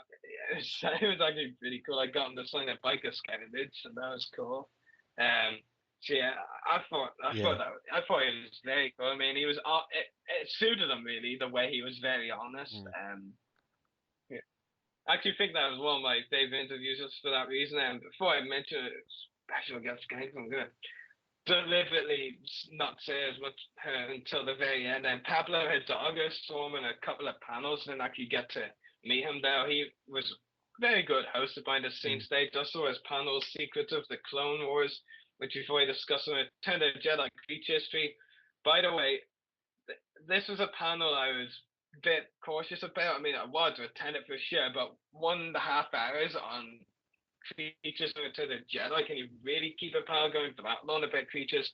As it turns out, you can. They had 55 creatures to cover in from Return of the Jedi, especially the Jabba's palace scenes in that 1.5 hour panel, and they did. I mean, if you think you know a lot about Star Wars, you should have gone to that panel because you will learn something new. I did. I'm not bragging. I'm not saying I'm the biggest Star Wars fan around. I'm not even saying I'm one of them. Well, maybe I am. I don't know. But yeah, I mean, safe to say, no matter how big a fan you are, no matter how much you think you know, or how much you think you're kidding you know, or you're kidding you think you know, you will learn something new. And this is the interesting thing. I promise you I'll actually say earlier what the second name for Yerna was in the scripts. The first was Fat Dancer. Yeah. The third that we know now is Yerna. At the time of the script, and it took them ages to find out which one this was, on the script there was a character called Weaver Weaver. That has eventually become known as a character we now call Yerna. And that was creature number 55 of 55. And that's why it took them ages to find out who she was. In fact, they didn't even know it was a she for a while. Oh, God. They didn't. I mean, honestly, if you're looking at, I mean, obviously she has 6 vests, but if you look at Yerna, or Fat Dancer or Weaver Weaver, whatever you want to call her, Return of the Jedi, you don't think she's that unhuman, except for the fact, she has a stain on top of her head, and she has 6 vests, but you don't really think she doesn't look too unhuman aside from that, but yeah, she is actually a creature. Interesting. So that was probably the most interesting thing out of the panel. There was a lot of others, but don't get me started on the creature called 6-6 because it's got 6 eyes. I mean, there was no thought put into that name. Yeah. So Pablo, good stage host. They should definitely keep him for more celebrations. He's been a host for a good few celebrations, and I'm sure they'll keep him for a while. So it was Pablo. I bumped into Dave Filoni very briefly. But as I mentioned on the last episode, there was a European couple talking for 10 to 15 minutes. I basically had 10 to 15 seconds. I mean, it was such a short meeting, I could actually describe it. I mean, I could try to quote it exactly for you. Hi, Dave, stretches out hand.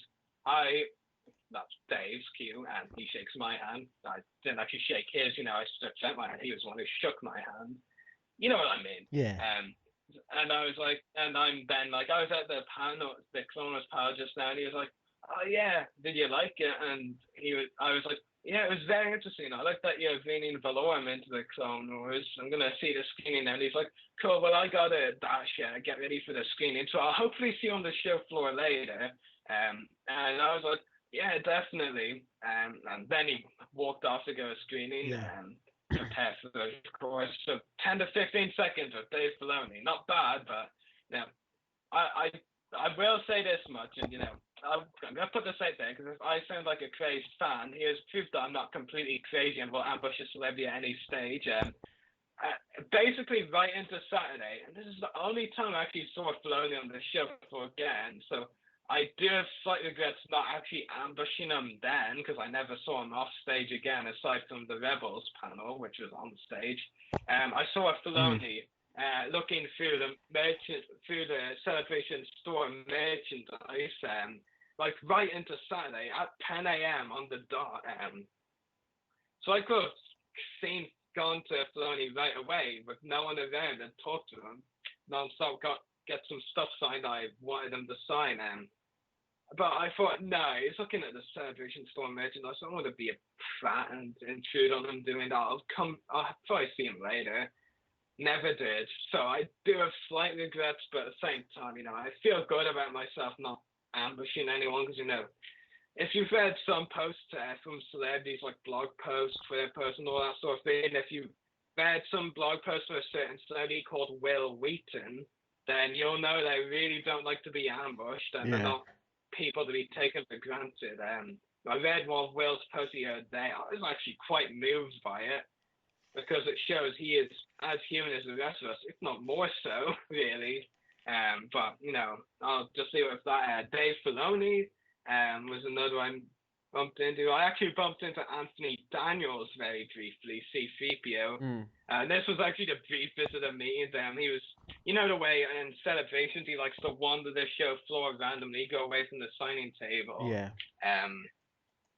Basically he was just walking towards the celebration show store, and I was walking the other way towards the Lego area, and I was like, "Hi, Anthony," and he nodded his head to acknowledge me. I mean, considering he's Anthony Daniels, that's good. At least he acknowledged my presence. He could have just walked on, which, some people would expect him to do. So he acknowledged me. I'll take that. Yeah. I'll honestly take that.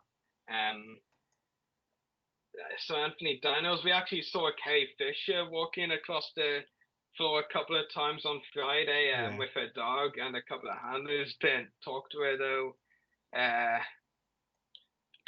Fisher, I might actually just as well take a look at the guest list so I remember all of them.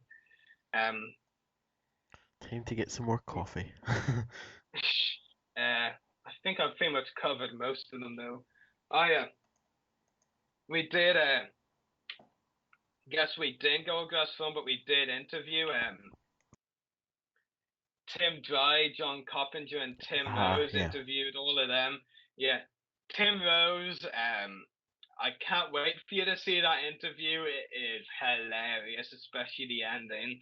I just love the ending. I'd love to say it for you right now, but one, I'd probably make it look really bad, and two, it's just too epic to, say right now. Tim Dry was very nice. John Coppinger, nice. Who else? All of the other guests that we got interviews with I already met. So, yeah. That's all of those on the mentioned. So now I think I can get to the last one. Wonder who that could be. Yeah, who could it be? Could it be some comic book writer called Randy Stradley? I never even heard of him until he was announced the week before Celebration, so yeah, I didn't even see him in the event anyway, so yeah. I think it's quite obvious, and I have to mention her now. It was Ashley Eckstein, Ahsoka Tano. If she's listening, I'm gonna get quite embarrassed, so I better, watch my wording. Watch your mouth, mister. She was just so nice to me. Like I mentioned, Friday, talked to her for 10 minutes. Like I mentioned earlier, she kind of creepily recognized me by name. Creepy in my case, really, and recognized my name at the end. But really, how many others are called Rory and it's spelled the way mine is? So 1, 2, maybe. One. Well, you see, here's the thing. Rory is in the way mine is, but isn't actually that uncommon, but it's 2 eyes in it. Mine is the only one, probably. You'd have to search really far on Google to find someone else with the way I have it, but you probably won't find it. But most Rorys my way have it 2 eyes. I have it 1, the one at the end. Because honestly, I think the 2 eyes that looks stupid. Ashley Eckstein, very nice 5 to 10 minute talk on the Friday, and now Saturday went to the Her Universe booth, and I gave her the Echo Base Media trading cards I was meant to. I actually did mention the Echo Base Media signing with Gwendolyn on the Friday, because when I handed over that my picture from that signing to get signed by her as well. She asked when did I meet Gwendolyn, and I had to kind of explain I'd never actually met Gwendolyn and about Echo Base Media. And yeah, then on the Saturday I gave her the trading cards, talked about a little bit about, and I did mention how I didn't want to give them to on the Friday because of official picks. And yeah, we both agreed, there were rules around, so I made it. She agreed I was good. I made the right choice, not giving it to her on the Friday. Yeah, on the Saturday she hugged me. She hugged me for giving her a couple of signed trading cards. I'm rather disturbed by that. And you must have fainted. Well. Go away, Club Penguin. That's random. An advert just came up when I searched something on Google, and it happened to be Star Wars Club nice. Penguin. Well, it is. Well, it's not coming out now. I mean, they had a display for its celebration. Don't even want to talk about it. Yeah, I mean, if there was one moment of celebration I could take back, it was that hug for me. Because, I would have much. I mean, not saying that was a bad hug. I mean, it was interesting. Well, that's okay. That's weird wording, all right.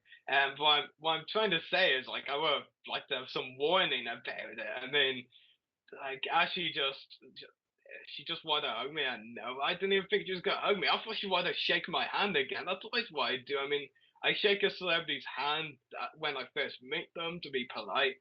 I shake their hand at the end to thank them and be polite again. I never usually shake their hands halfway through, but she didn't need to. She put her hand first of all, so I thought, oh, she wants to shake my hand to thank me for it, and she puts her hand a bit higher up, I guess, and I'm like, oh, she wants a hug. And then I had to take my hand back, and I kind of gave her a one-armed hug kind of thing, and it wasn't really a hug either. Oh, God. Yeah, I really need to get this and out and calm. Yeah, I mean, it's just not fair. Graham knew it was coming. He didn't even give her anything, and he actually, well, he got a hug, and he was prepared for it. But well, he likes hugs anyway. I will admit though, there was one stage before I interviewed her on Sunday where she was with 3 little kids before I said 9, and she said to them she loves hugs, and I'm like, and I just couldn't help but think back to the moment on Saturday, and I just was like, oh God, because of the way I did it, gave her a really awkward hug, and I want to stop talking about it now. Back to talk. Yeah. Oh, the Sunday. Well, you thought that was awkward. Oh, well, how do I explain this? Well, of course, I talked with her on the Saturday about doing the video interview and all that, and she agreed and about a suitable time and all that. When she was at the Her Universe booth around 10 or 11 to 12, and then the official pick signing around 12:30 to 2. The line was pretty huge, so I thought, no way I'm waiting in that. Well, of course, for official picks, we're checking you had your coupon. And when I was around the Her Universe area, Graham was at the Fantastic Four panel, so I wouldn't have had anyone to video interview us. Well, if I had caught Dave Eckstein, her husband, I probably would have asked him, but I wouldn't have trusted a random stranger with my video camera. Sunday, how do I explain this? See, I knew she had a panel, before the closing ceremonies. Like, did you know I actually missed the closing ceremonies? Well, that's because I was interviewing Ashley at that time. It was worth it. Then I'll forgive you. Yeah, I was like sitting in the snack bar with Graham, and we knew the panel Ashley was doing was at the digital stage. We knew the only 2 exits were like led into the snack bar, so I was like, okay, yeah, Ashley has to come down one of these exits. I was keeping an eye on the main exit, which was the one that led upstairs. That was actually where I met Dave Filoni.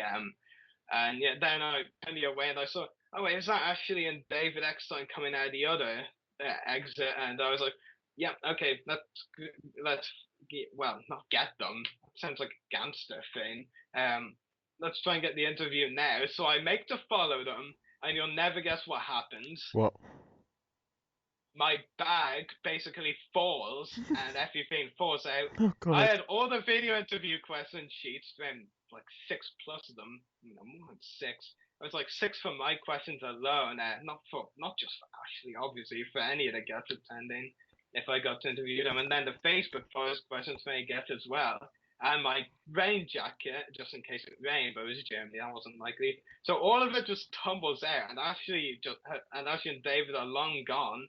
So when I turn around, I'm like, oh, I'm never gonna catch them. So we walk out into the main hall, main entrance hall, not main show floor hall. We're like, oh, she's not around here. Then Graham points out, well, maybe she's at the Her Universe booth. And I was like, oh yeah, that's a good possibility. So we make to go to the Her Universe booth again. So we're following her. Well, we're not following her because she wasn't there. And so we make to go that way. And this is where it gets funny. Well, I think before it was awkward. Now it's kind of funny. But Graham isn't looking anyway. He's just marching right towards the university. So I'm walking along and I'm looking around, just seeing what's going on. I mean, most people are leaving at this stage. Wasn't a lot going on. Then who do I see near the show floor entrance after I walked right past them with Darth Maul cosplayer? I see Ashley and Dave. And Graham's still marching towards the universe there. He's pretty much there at this stage. And I'm like, Graham, that's them right there. And he's like, oh, right, yeah. Well, obviously he doesn't stutter like that, but you know what I'm getting, huh? Yeah. So I just wait until I finish taking pictures with them, and then I make myself known. That sounds creepy. I didn't think that out. And yes, face desk. Like, yeah. So yeah, she recognizes me again. And basically I asked if we could do the interview now, and she's like, yeah, just come over, wait by the Who Universe area. No, she doesn't say by the Who Universe area. Oh yeah, she says, oh yeah, sure, I'm just gonna take some pictures with some of the fans. And this is like the only interaction I had with Dave Eckstein the whole event. He basically says, we're gonna go over to the Who Universe area, come follow us. And I'm like, okay. That's basically the only interaction I had with Dave Eckstein the whole event. Well, I didn't see him on the Friday because he wasn't in the official pics area, but I did on the Saturday or Sunday. Or Saturday I did. Saturday I did. Sunday I did. God, my head. Yeah. So then I waited. It was funny, because Ashley had told me to wait around. I believe she did. So I was waiting around the university, just standing around waiting. And basically just staring at the space. I mean, where else was there? Well, I did look at some of the universe cover and thought, I wonder how that would look on some of my friends in Island Who Are Girls. And I was like, well, Maureen would think she's a hipster nerd. Well, she kind of does, I guess. I don't think Lydia cares for Star Wars. I wonder how. Yeah. I wonder how it'd look on Andrew. Yeah, I think that would work. A wig and a dress from Her Universe. We should totally ask her. She'd have been over for Andrew if she ever does an event in the UK. I've basically been just standing around for 15 minutes to half an hour. I don't want to exaggerate it too much, really. And basically, Ashley excuses herself from the table and basically comes on and says, Rory, don't worry, I haven't forgotten about the interview. Yeah, just stand in that line and I'll do the interview. And I'm just like, okay. A secret, I'm thinking, why would you forget? I mean, this is me. I mean, when you look at this face, he's gonna follow you everywhere until he gets the interview. Well, come on, I'm not that much of a creeper. In fact, I'm not really a creeper Obviously not at all. the bathroom. I'm just mistaken. Yeah, good. But yeah, I think I've done an absolutely appalling job explaining myself. Round of applause. Yeah, but yeah, I mean, I got the interview in the end. That was the important thing, and yeah, we left. And hopefully for a few years, Ashley doesn't have to see me, because She'll be like, "Oh, that was my hard face work."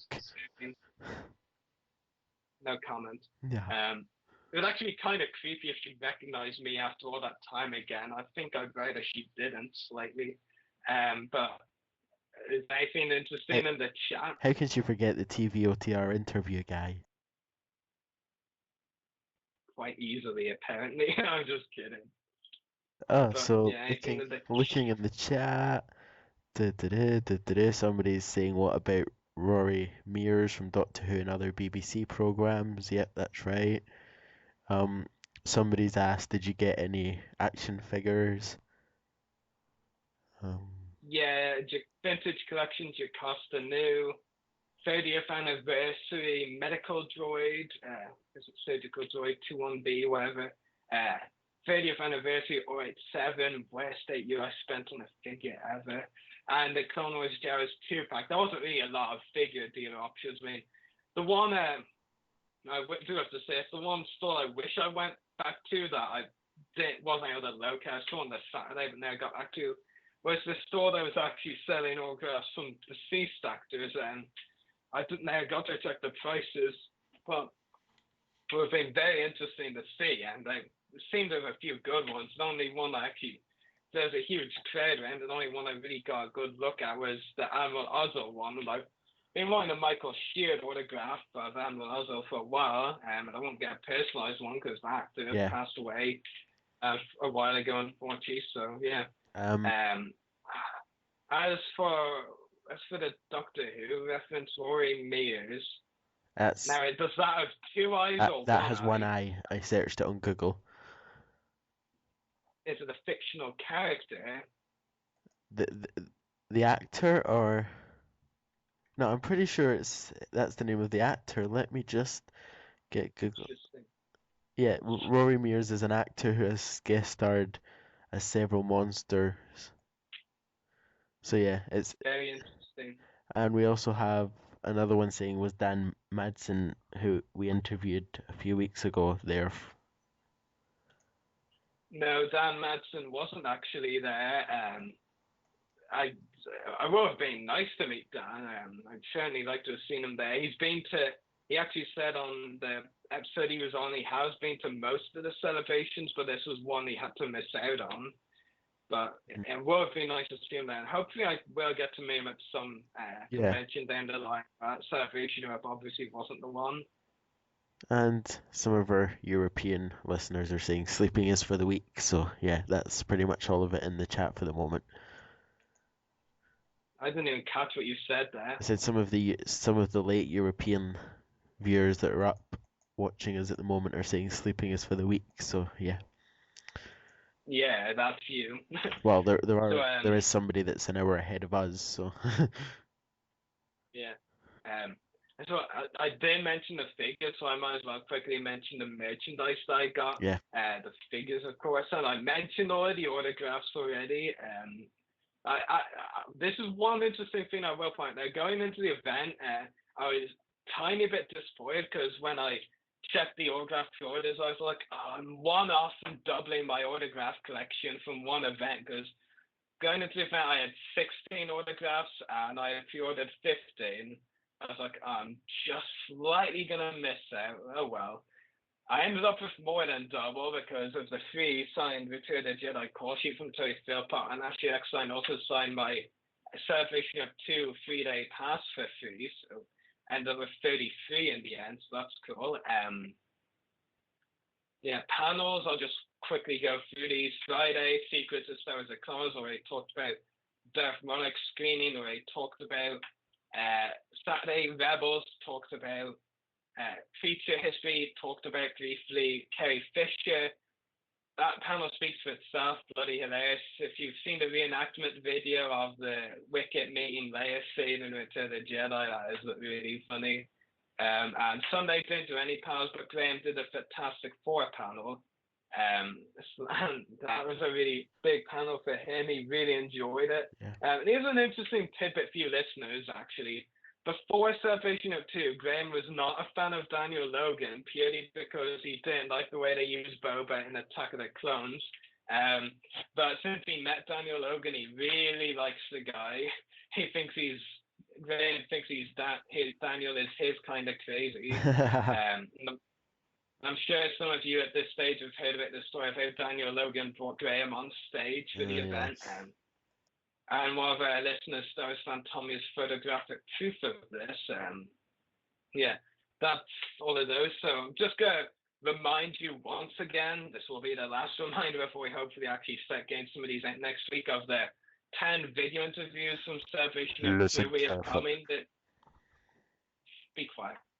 Just want to remind you also, this is not the order they will be uploaded in. I'm still contemplating the order, but probably will be something like this. So you've got Ashley Eckstein, Daniel Logan, John Morton, Dickie Beer, Tim Rose, Simon Williamson, Gerald Holm, Tim Dry, John Coppinger, and Toby Philpott. So a good number of Return of the Jedi interviews and some other really cool ones as well. So I think we're done with Celebration of 2 now. And that's almost, 2 hours, maybe exactly?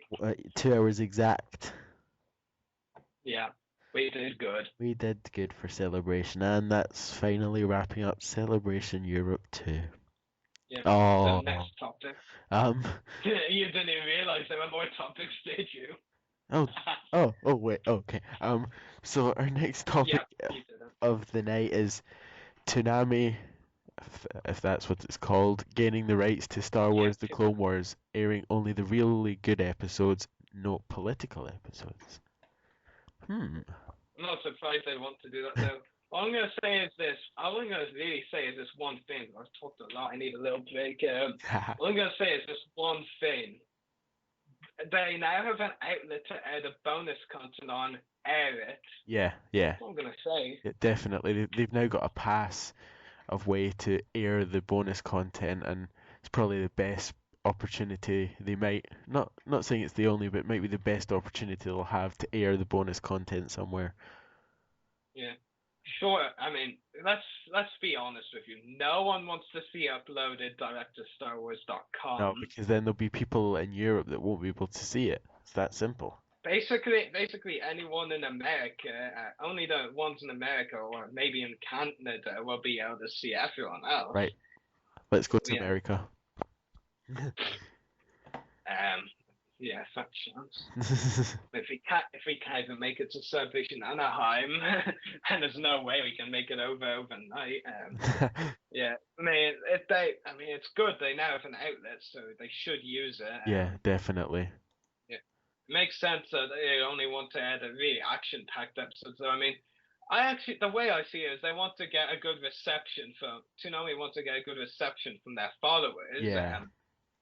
Yeah.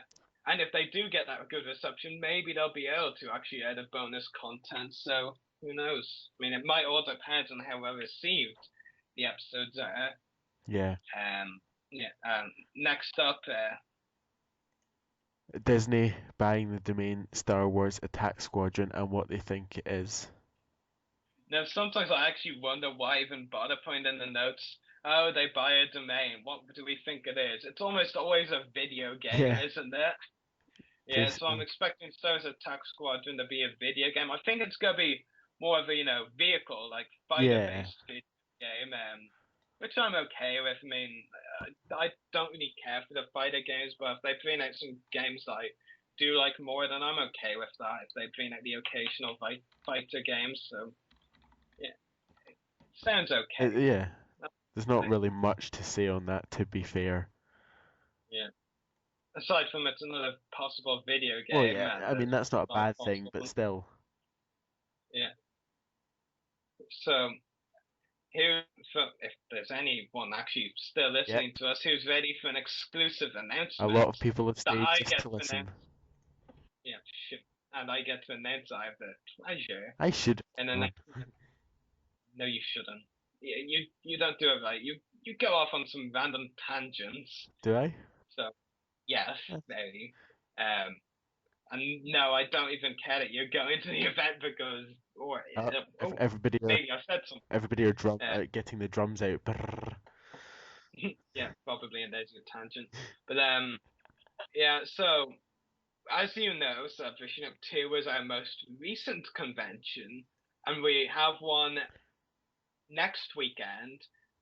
I don't even know why I pretended to look at a watch for a moment. I mean, it doesn't tell me the date. But we have Dublin Comic Con next weekend. Now, honestly, I mean, I was hoping for a good Star Wars presence there, but I think it's going to end up more a convention for my other podcast, Everything Geek. Because let's face it, Star Wars lineup isn't that great. There's Brian Murr, Vader sculptor, and Stormtrooper sculptor. Don't get me wrong, I'd love to get an autograph. I don't want to get an autograph from him, not right away. I'd love to get an interview with him for the podcast, but every time I've tried to reach out for him, haven't heard back. It must be 2 or 3 times at this stage. I'm probably going to reach out to his wife soon. Might have better luck contacting her. So it's Brian Murray, Femi Taylor we've tried to get before, maybe try again later down the line, but not immediately. What I will say regarding Femi though on a positive note is I think this is as good time to any to get her autograph. And it's got to be cheaper than Celebration anyway, so probably get her autograph on the Nula picture this time round. So yeah, they're also getting this voice actor I never heard of until they announced him, Jason Cannon. And basically his best known role is in a Lego Star Wars special Empire Strikes Back as Admiral Ozzel. If I can't say I've got some Admiral Ozzel autograph in my collection. Yeah, I might get his autograph. I mean, I wouldn't mind trying to get an interview of him. But yeah, I think definitely more of the interviews will be going to Everything Geek. I mean, I've already got 2 confirmed for that podcast. I'm going to be contacting around 2 or 3 more guests for it soon. So yeah, but I've kept you waiting long enough. Let's announce the 2 new conventions. I bet you'll notice right away how very similar the dates are. So first up, and both these conventions are early October, so you might not have that long to wait. So on the 5th of October, Andrew, our co-host who had to leave earlier for work in the morning, is going to the London Film and Comic Con, the winter one, this October, which I think from looking at will have a pretty good Star Wars lineup. They're getting a few, 1 or 2 regulars. I think they're getting around 3 or 4 announced so far. Around 1 or 2 regulars and a couple of rare ones. They're getting Julian Glover, who all 3 of us have met already, and both me and Dan have Julian's autographs. He played General Veers. Hopefully we can actually get an interview with him this time around. So yeah, Julian Glover and a couple of rare ones as well. Jet Lucas announced today, who played Zet Jacasa, and also the son of George Lucas. I mean, that would be I'm kind of envious of Andrew going to the event now, because he might get to meet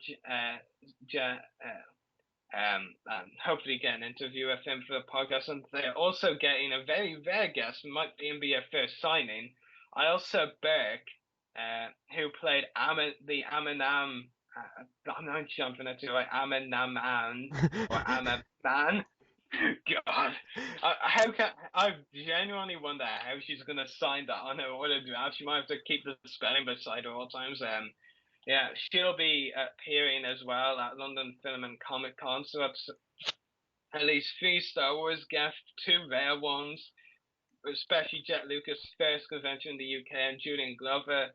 Not as common anymore, but still a fairly common signing. So yeah, a pretty good lineup. Hopefully, considering the event is still 2 months away, they're going to announce some more guests for it. So yeah, that's something to be very excited for. I wish I was in Andrew's shoes, but I'm not. But at least we're going to be there in some form. And the day after, I believe both Daniel and Andrew's going to actually hop all the way down here. Well, maybe not hop, but find a way to get down there to join Dan at DEF CON 2 on October 6th, the day after London and Film and Comic Con. And they're basically getting some of the more regular Star Wars convention attendees over in the UK. They're getting Jeremy Bulloch, the original trilogy Boba Fett. And as you probably heard, the file with our interview for him at the Fan Fun they messed up, so we're going to reach out to him, see if we can do the interview again, and hopefully he'll agree.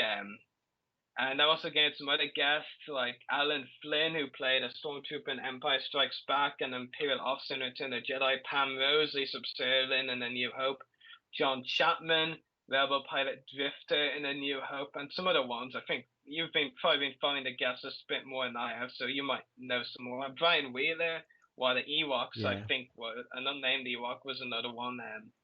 And also getting some non-Star Wars guests like Colin Baker, the Sixth Doctor, and some of the Red Dwarf.